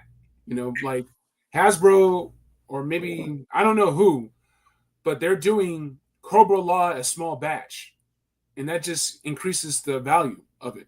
So just it really depends. If you're into Cobra Law and you want those movie figures, you're just going to have to move fast. Yeah. Yep. I missed out on Nemesis. I'm going to have to get it aftermarket. Yeah. Oh, you don't have them. Okay. Got it. Okay, well, stick with you, KJ. What do we think about this tease? They're saying it's either Royal Guard shoulder or Globulus. Not sure. Yeah, it could be the Royal Guard, but it's definitely like Cobra Law crustacean influence. So it's definitely Cobra Law vibes. They could be debuting new Cobra Law figures. Different types of troops. But it's probably going to be one of these two. If I had to put money on it, my money's on Globulus for PulseCon. Same. I think that makes sense. So we'll see. Or a Royal Guard 2-pack? That's something they could do. I know Bobby, but Trooper 2-pack makes. Right, pre-order time, or not pre-order, reveals. So we got the Steel Core Sentry. Yep. This is pre-order. Sorry about that. This went up for pre-order yesterday. Yep. What are we thinking about this, Bobby? Did you take a look at it at the booth? I did, and I pre-ordered. Nice. Did you get the Cobra one? The trench, the Cobra mod. Okay, Cobra mod. Modular fortification. Gotcha. Yeah. Got it. Cool. Yep. All right, KJ, what do we think about this? I got two of them. It's a perfect troop build. You can build out the world. And once again, it's tricky because Gridiron Studios had something very, very similar with what they were doing with their modular dios. They kind of were the progenitor of this. And so, Hasbro kind of took that modern type bunker feel, that porta potty feel, and they classified it up with sandbags, that kind of stuff. So yeah, I'm of two minds of it because Gridiron did it first, but I still got these. I'm troop building steel core, so I went ahead and got a couple of these. Mm-hmm. And from what we hear, from Bees Battlegrounds and Baldy Locks and stuff, they didn't really see any Easter eggs. I mean, we see like choppers in the background, but nothing crazy. Sometimes these have Easter eggs, and then that's just the back of the packaging. Let's see. I don't know if anybody in the chat sees. I know Jeremy and Plastic Battles are great at this too. And if they see any Easter eggs, let us know. But the back doesn't have any of that. It just shows everything that comes with. And I do like that they tied this into the deluxe Scorpion. So they're telling stories. They're not just coming out with stuff. They're trying to make it make sense, right, Bobby? Yep, exactly. Like Lenny said, like they're trying to make stories. So yeah. Mm-hmm. For sure. So this is $59.99. It hasn't sold out, has it? Nothing. No, man, times are tough. Shits ain't selling out. Eggs are selling out. Mm-hmm. Got it. Looks like we have a couple of questions. We'll pull back for a second. Zorian the Barbarian, nice for joining us. Nice of you to join us. Thank you. Do any of you guys recommend picking up Crystal Ball, even if you have the original 100,000% on my end? Same. Yeah. I just haven't gotten it. Same, looks great. We did an episode best of the year, and this was like in the top 2 or 3. Mm-hmm. So yeah, for sure. To Travis and crew, what would you try between these two food choices? Cobra la lasagna or Desert Scorpion Bowl? What's served with the scorpion? Is it like a chocolate-shaped scorpion? If it's a chocolate-shaped scorpion, I'm going chocolate-shaped scorpion day, like all day, every day. Okay. But if it's like a natural like scorpion dipped in like chocolate, I'm stuck on chocolate right now because I'm hungry. I would have to go to Cobra la lasagna. KJ. Yeah, salted caramel scorpion. Let's go. I'm a lasagna guy, so it's my favorite food, period. But we'll go with that. Okay, back to toys. We got that picture. And here's a look. I love those scorpions. We're gonna talk about that right now. But I do think they did a great job with that. They put the scorpions all over the place in the display, and they had them in Matt Cohen's images here. Yeah. I love that scorpion. Holy shit. That Desert Scorpion was an easy pre-order. Holy shit. Mm-hmm. Yep. Looks good. Any other comments on the Steel Core Sentry post before we move on, KJ?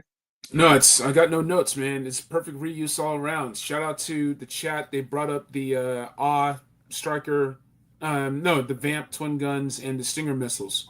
So it's just smart. Build out the world, save on the tooling. And we got more images here. Yeah.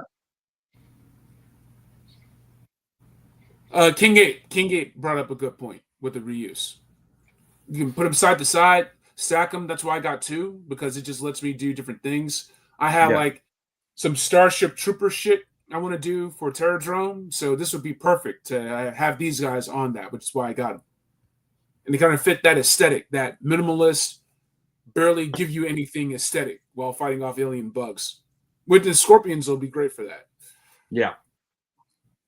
Yep. Looks damn dope. So, yeah, good stuff. And look, they did a lot in the display. It's fun. What I like about the Steel Core Sentry is it combines jungle, desert, and tech.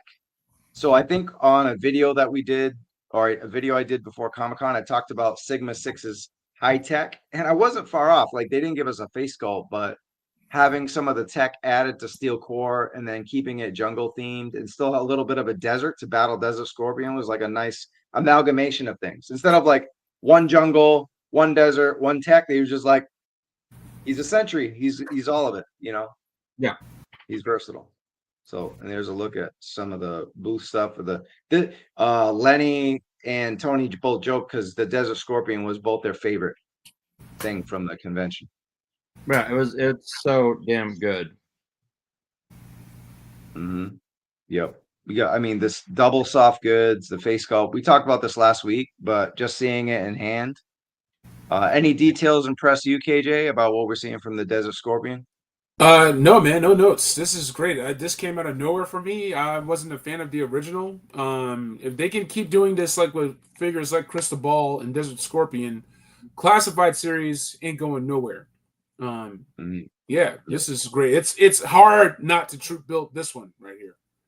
I know. Yeah, right. God. I know, because Desert Scorpion to me, it is an army builder, but since they gave it that face, I'm like, that's one guy. But then they have the extra masks. You almost need three of these in a way. Hate to say it, but you know, they are mainline, so you could grab one and pray that you find the other two at like Ross. Probably not gonna ever happen, but or at least like Target sale. And it's no, I mean, this is a fantastic figure. It's just $47 is hard to army build, you know. Walmart has these for 45. 45. Okay, cool. Nice. And then here's some professional shots that we've got. See, you almost need three, maybe two. Damn it. So good. It's one of those things where, okay, if Entertainment Earth ships first, I might still keep my BBTS or Amazon, you know, like so good. Yep. And I love that they're, man, with Twilight Guard and this, they're just digging into the soft goods. You got the claws here on Desert Scorpion. Is he hanging from his rifle on the right? Yeah. Is that like rope? Yeah, he has like a grappling hook. Oh shit! And that's part of it, huh? Anyway, I missed. Oh, we might have that in another picture.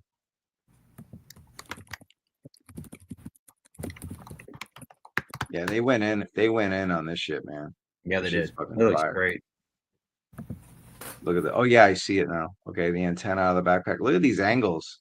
Matt's always killing it. So good. And then there's the pack. There's the pack out. Any you want to talk about the pack out? It's amazing and dope as shit, and I might have to get one on clearance. Yeah.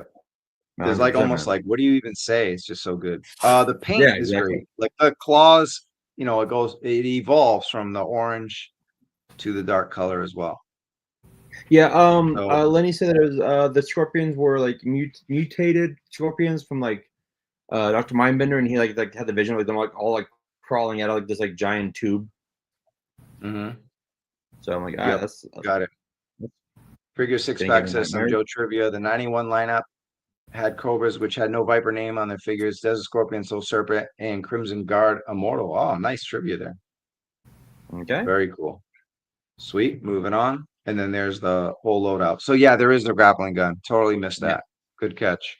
And then you get the unique spear. But yeah, just more of stuff, more of what we went over last week, but we could see better images. I didn't even notice all the detail inside the cape. Did you guys? No. No, it's extremely well done. I stared at it too. Yeah. Looks like what's his name from Mortal Kombat? Not Scorpion, even though he's a Scorpion. The like Thyrax or something. Cyrax, but like the yellow one. Yeah. Who's the yellow one? With the yellow, yeah.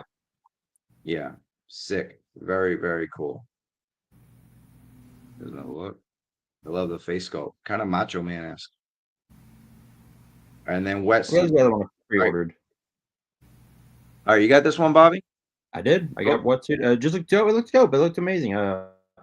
I loved the other, was it Torpedo, and just put him with wetsuit. I like all the like little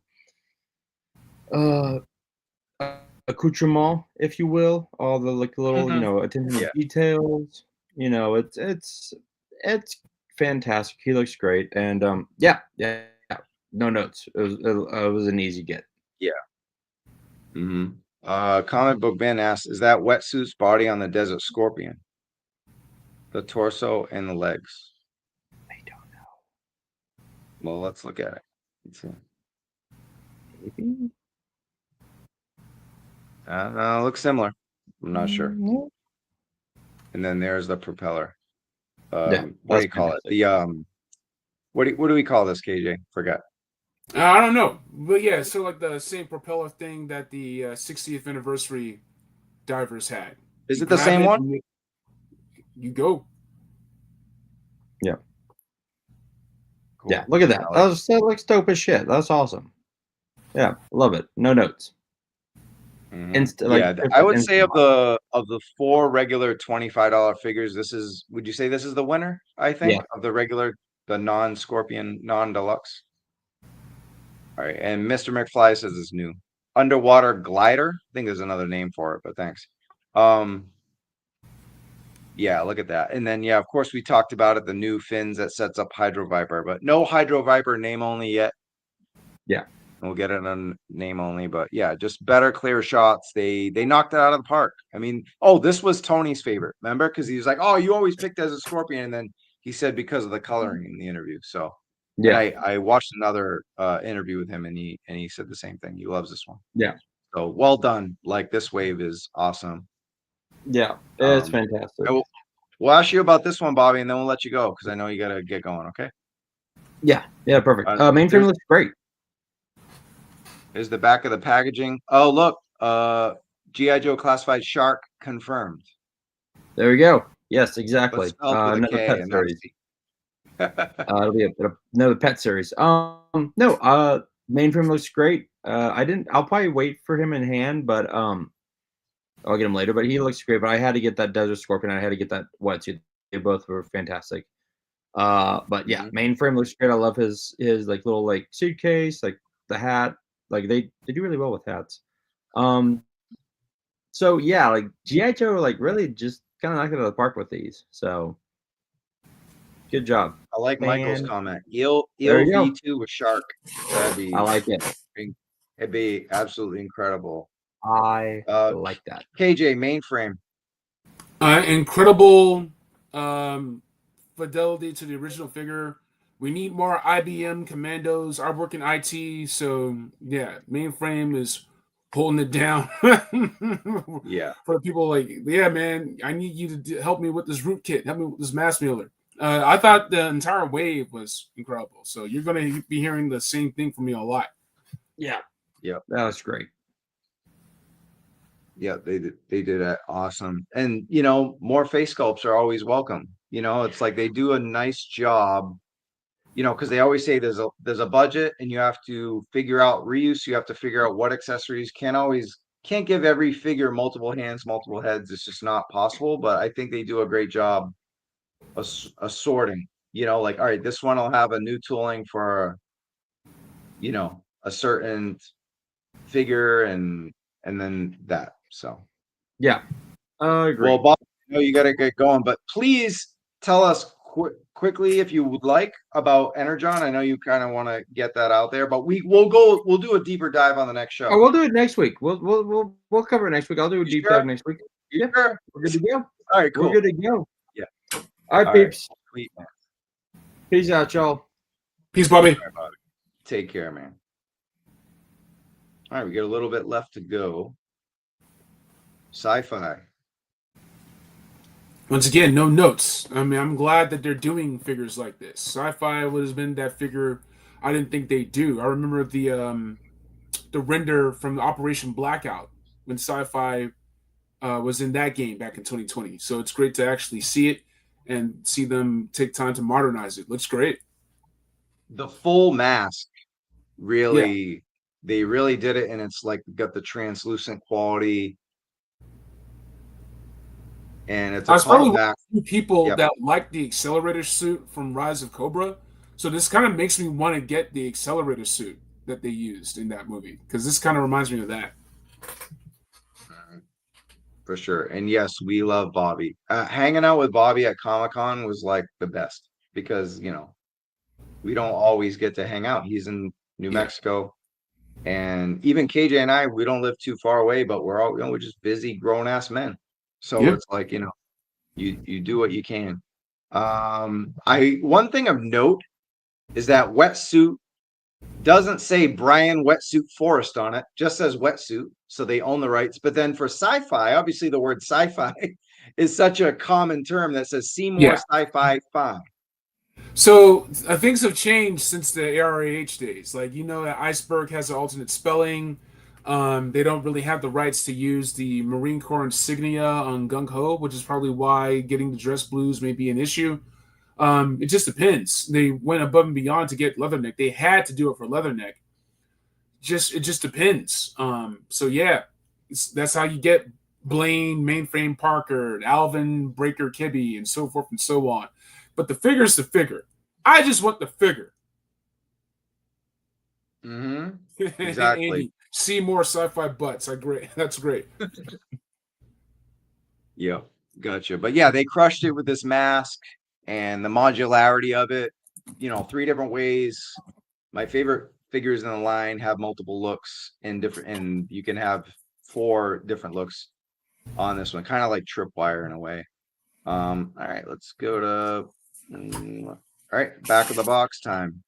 We got the cyberpunky look that we saw with Helix, which makes sense. Helix and Sci-Fi would be a great team up. What else?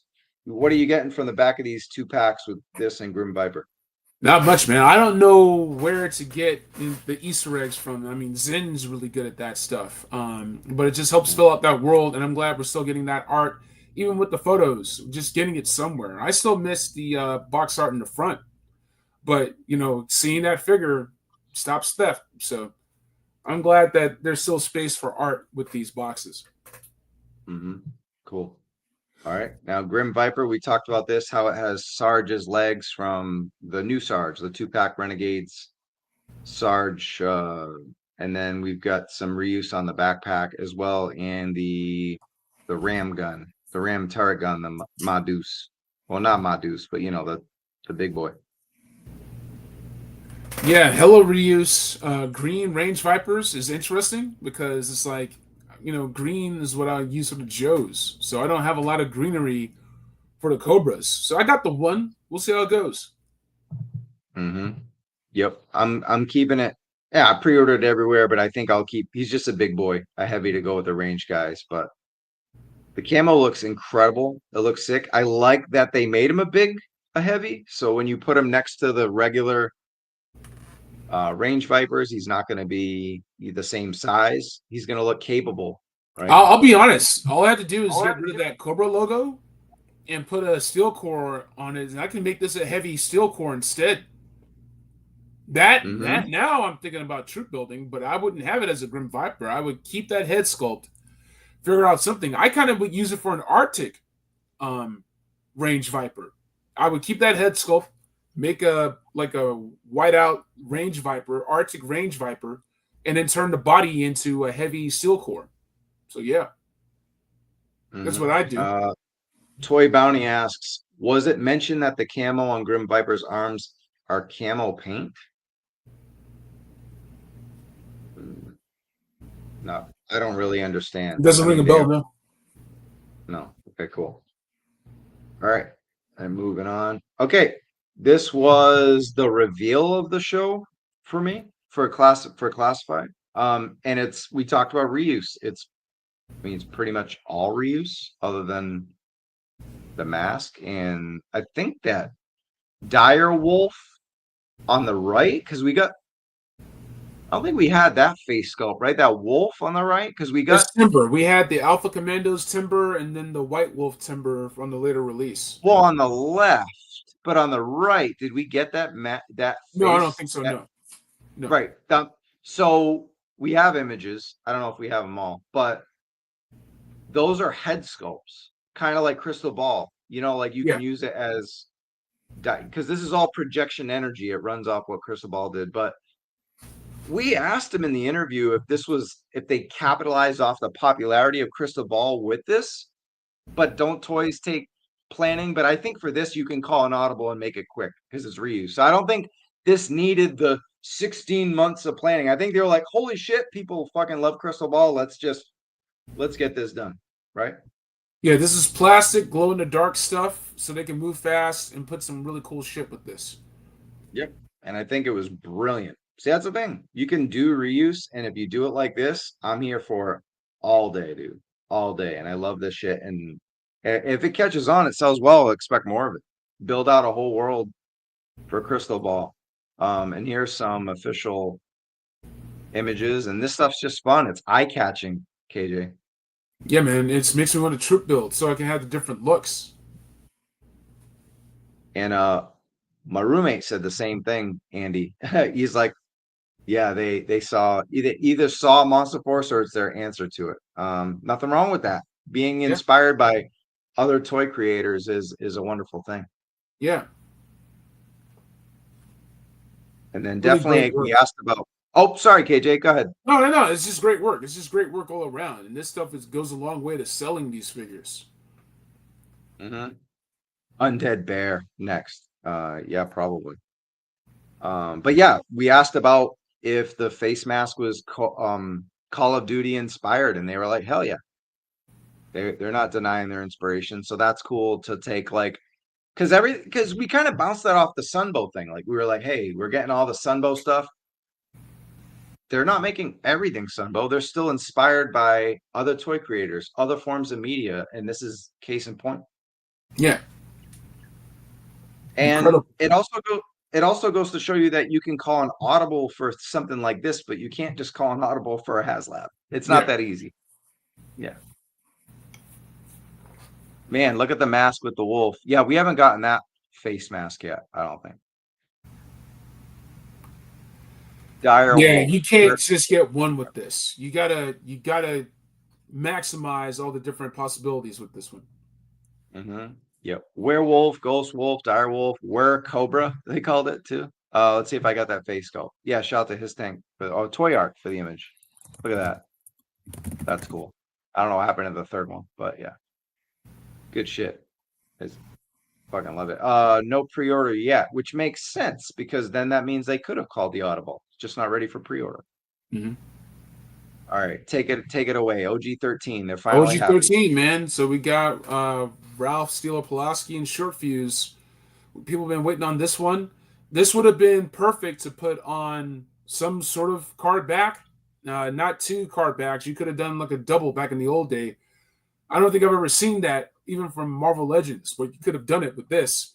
But yeah, tons of stuff, tons of accessories. I got no notes, man. I mean, you're going to give a Steeler before getting the Mobat. I don't think that classified Mobat's happening. But I'm glad to be getting these and really fleshing out the rest of that OG-13. Mm-hmm. Yep. Zap, Flash. I know we're missing one more, but Grand Slam. Right? Yeah, Flash and Grand Slam will be used the same tooling. Yeah, that's true. And Flash. Yeah. This is great. I think there's so many, and they pay attention. Lenny talked about that with Full Force. He said, we're in the forums. We see what people want. So you have to give a little bit of Sunbow, a little bit of modern creation. They still want to create their own figures, and that's what they did with Ghost Viper. And then now you're answering the calls for OG-13. You got to spread out the love. And then, yes, Ghost Viper is Walmart. This is Target. All right, and then there's some more pictures of what we see. What do you think, KJ? Take it through it was while I go excellent. through the images. Yeah.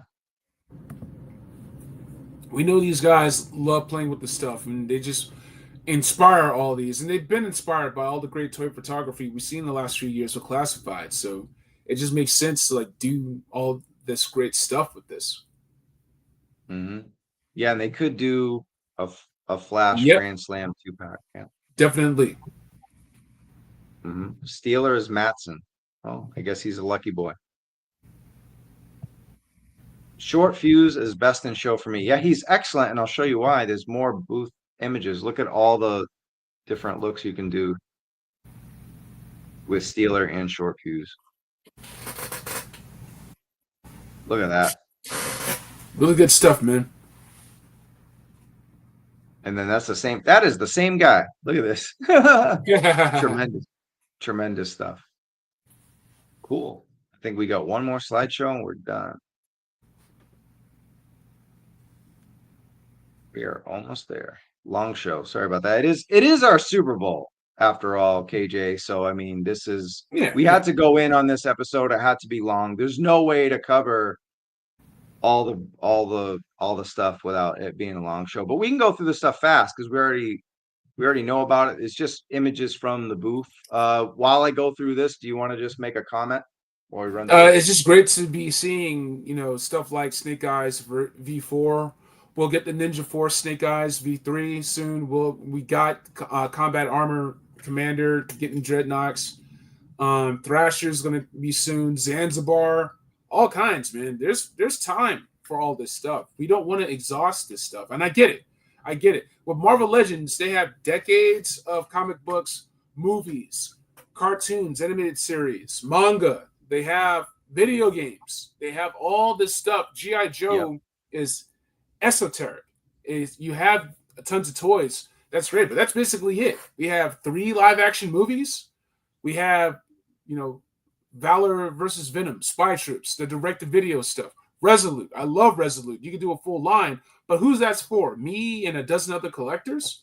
So they kind of have to educate the buying audience how great these figures are before they sell them.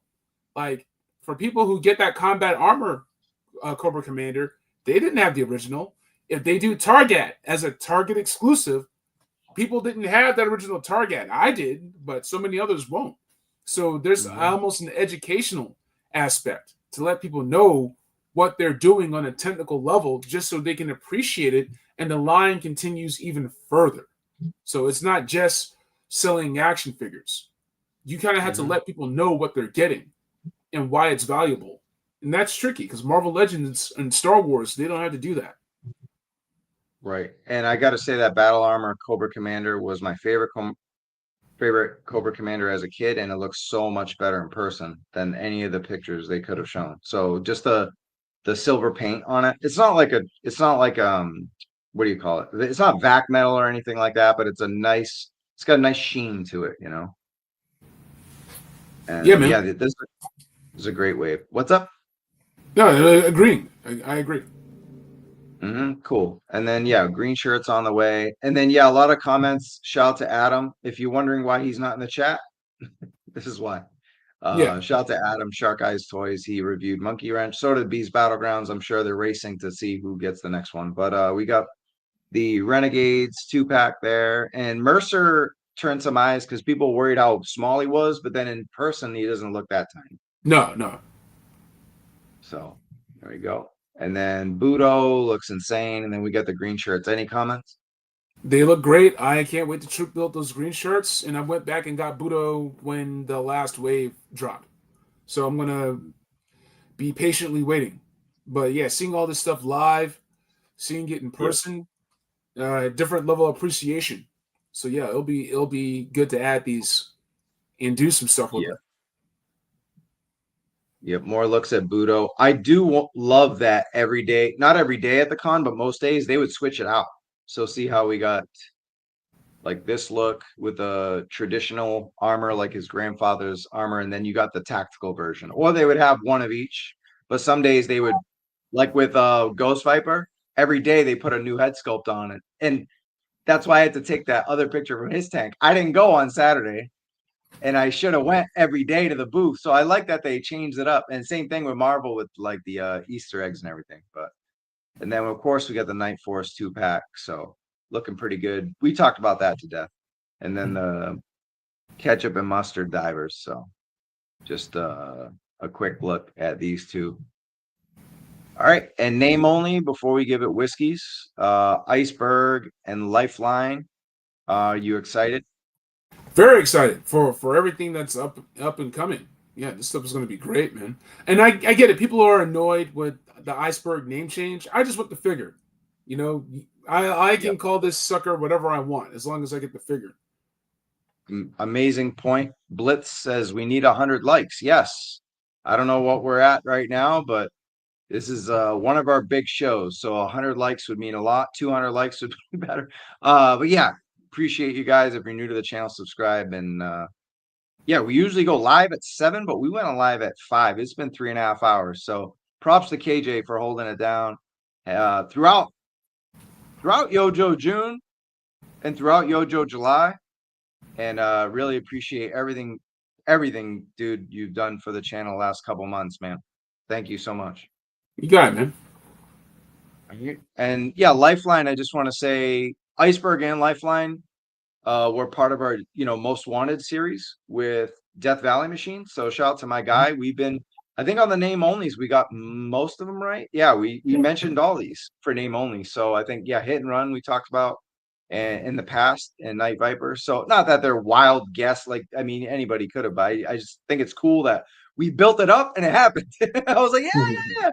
As it happened in the chat, as it happened in the panel, I was like, yeah, all right, cool, we got those. Death Valley, what's up? G.I. Joe Now Forever, we did it. But yeah, Hit and Run, Night Viper, Hit and Run's probably a deluxe. Yeah, the duffel bag, everything else. It would have been cool to have these two be a 2-pack, but they don't need to do that. Hit and Run, they're going to take good care of, and Night Viper, like, it's really easy to do a goofy, what the hell am I looking at version. That's not what these guys are going to do. They've been hitting home runs. They've been hitting homers. Shohei Ohtani, 50-50 club. There's Night Viper. All this stuff is going to be must-have stuff. All right, so Blitz proves a point that I made earlier that I was wrong. Not a point, but I took a guess. I thought I saw 7,600, and I was wrong. According to Blitz here, he says 7,482, highest backer so far. Would have been real nice, but we went through a whole crazy rant on that. All right, but finally, the one name only we did not get with G.I. Joe Now Forever videos. Look at this. Yeah. Greatest name only of them all. That's great. Yeah, I took a picture in the booth. Holler at me next time, man. That one was for my friends. I didn't put that on my socials, but that's okay. But the Big Lob stuff, yeah, that when I saw that they released Big Lob, that's when I did my question. I was like, okay, I'm gonna take my shot, literally, like Big Lob would, and I'm going to see if these dudes will use my likeness for Big Lob, because I am Big Lob, damn it. But I wanted to make it jokey, have some fun with it. I saw a couple other streams. People were saying I was cringe, or I was shilling, I was glazing, which has an erotic connotation to it. And let me just say I love this stuff. I love this stuff ever since I was a kid. Some people may call it cringe. People can call it whatever they want. When you show appreciation for something, when you choose to be a yay-sayer instead of a naysayer, you're going to get those types of remarks, because when you're telling people what you like, what you're about, what you love, you're opening yourself up. You're being vulnerable, and you don't have this cool, detached, cynical, everything sucks, and I'm cool because I hate everything, and I think everything sucks and nothing's good enough, and fuck everything because I'm the coolest. That's not me. That's never been me. I'm the guy geeking out about Amalgam Comics. I'm the guy who people were stomping on my drawings of Gotham City and Batman, and I had to remind them that I'm still a big black dude you shouldn't fuck with. I'm that guy that had the Star Trek Next Generation technical manual and loved Robotech, loved BattleTech, and like all this stuff. And I chose to be a nerd. I chose to be a black nerd. I have the scars and whoops to prove it, man. It's hard to tell people you love something because you are opening yourself up not just to you being rejected, but the thing you love being rejected. And you just have to be tough to be like, yeah, man, I love this shit. We have good friends of ours, people close to us, who fucking hate Big Lob. They hate the shit out of Big Lob. They hate the figure. It's their opinion. They can speak their piece. I have my opinion, you know, and I don't yuck other people's yums. If people dig stuff and I don't, I keep my mouth shut. That's not everybody. That's not most people. Most people can't wait to tell you what they hate so they can take a giant shit on it. That's fine. But the point is, when it comes to G.I. Joe Classified series, Black series, Star Wars, Marvel Legends, Mattel, WWE, Mofex, Medicom, all this stuff and the above. When we do this stuff, and you can solo me. Yep. When we do this stuff, we're showing love for the things that got us through hard times, dark times, things that encouraged us, things that meant the world to us, you know, things where they're still reverberating throughout history. And that's what we are talking about. That's why we love this stuff. And to the toy makers, the dream makers, I just want to say thank you. Thank you for that. You want to call that cringe?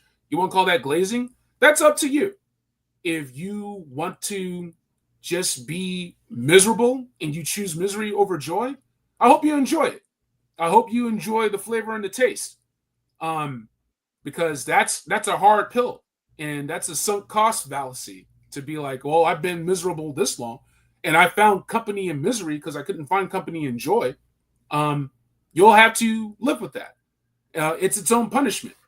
But for everyone else who loves this shit, who doesn't care how geeky or dorky they look, you know, like you have to stand tall and stand proud. When we talk about Superman, Snyderverse, we weren't getting a Mr. Terrific.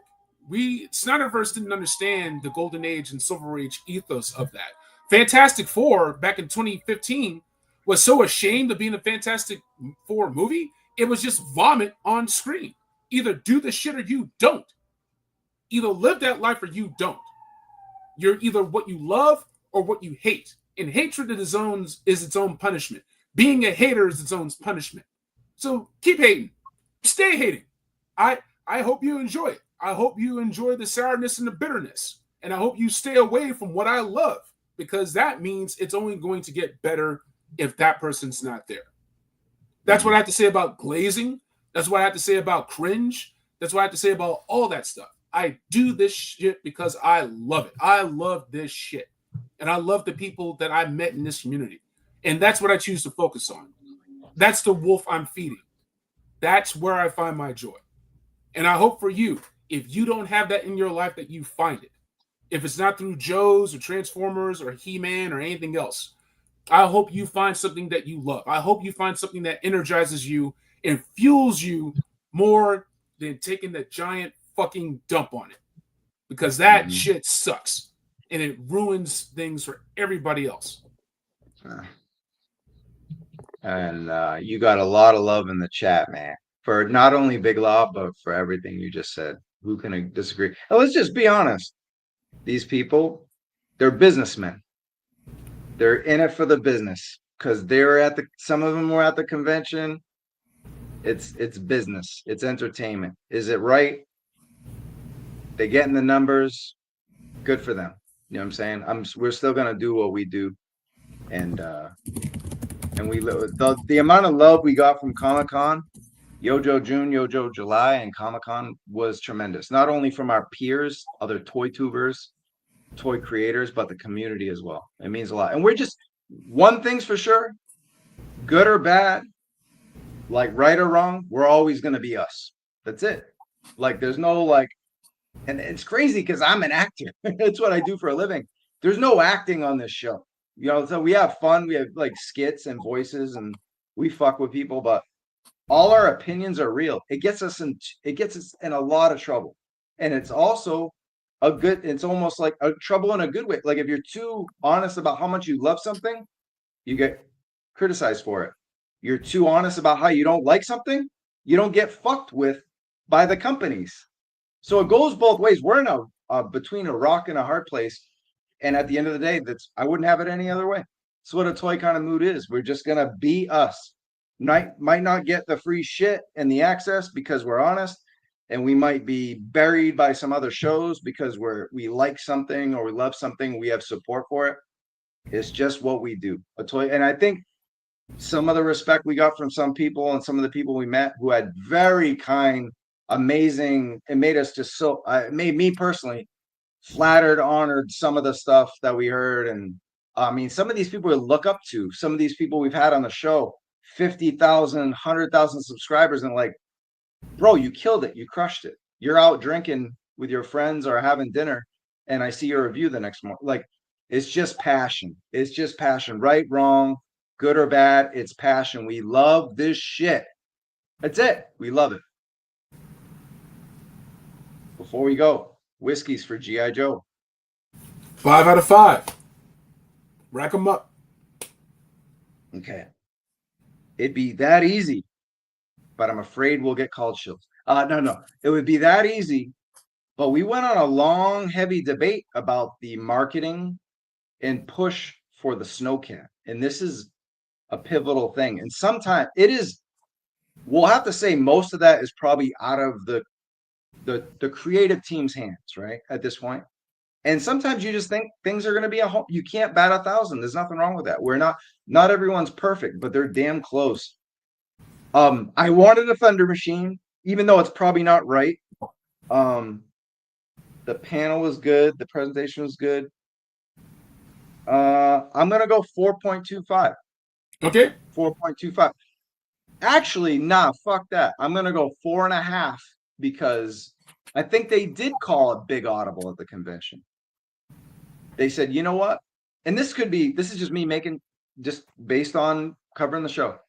Joe June had some issues, right? Week 2 issues, whether it was in their hands or not. The Snowcat has some issues, not major. It's going to get funded. Let's call an audible. Let's have some zest at the con. They had the Ostriker, and they had Slice and Dice, and they had an amazing concert and a completely tremendous campaign for Cold Slither.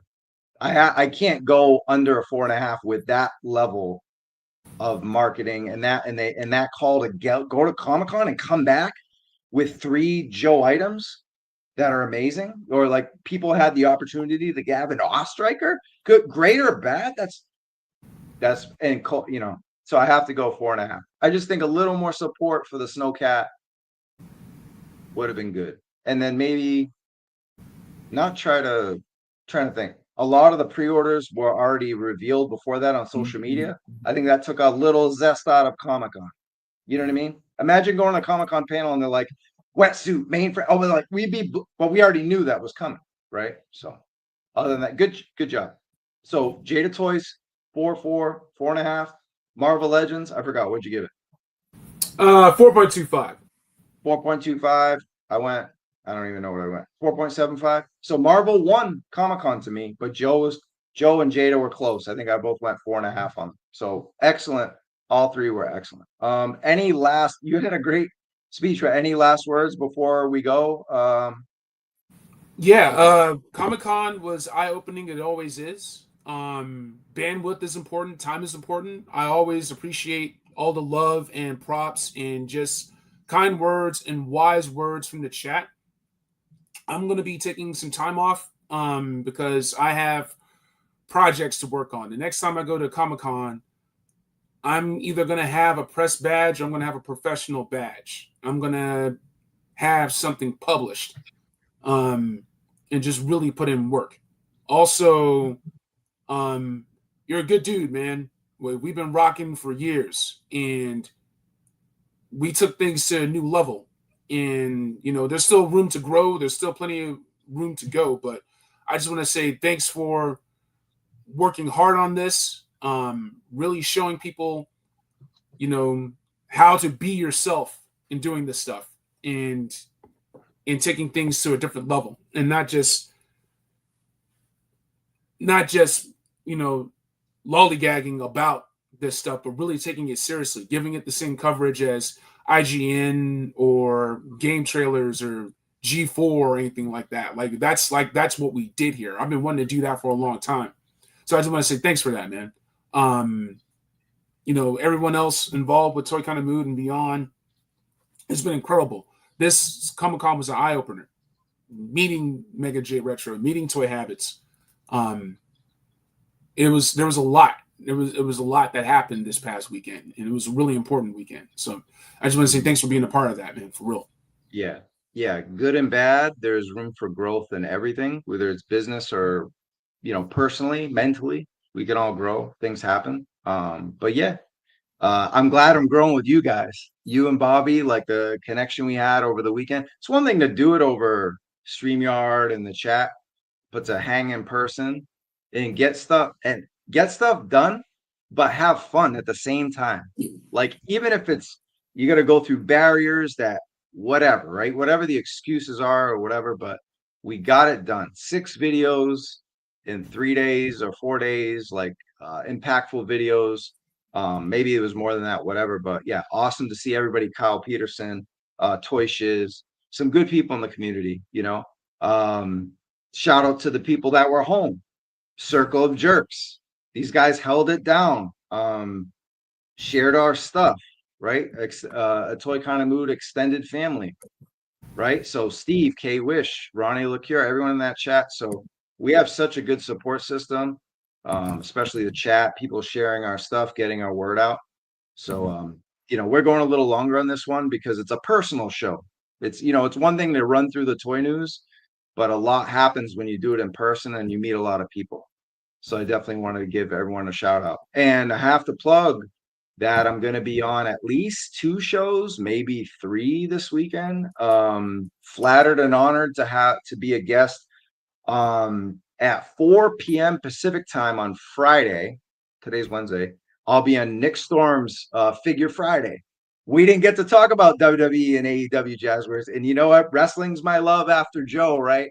And I'm going to be able to talk about WWE figures with Justin from Wrestling Figure News and Nick Storm. Those guys are awesome. They're great dudes.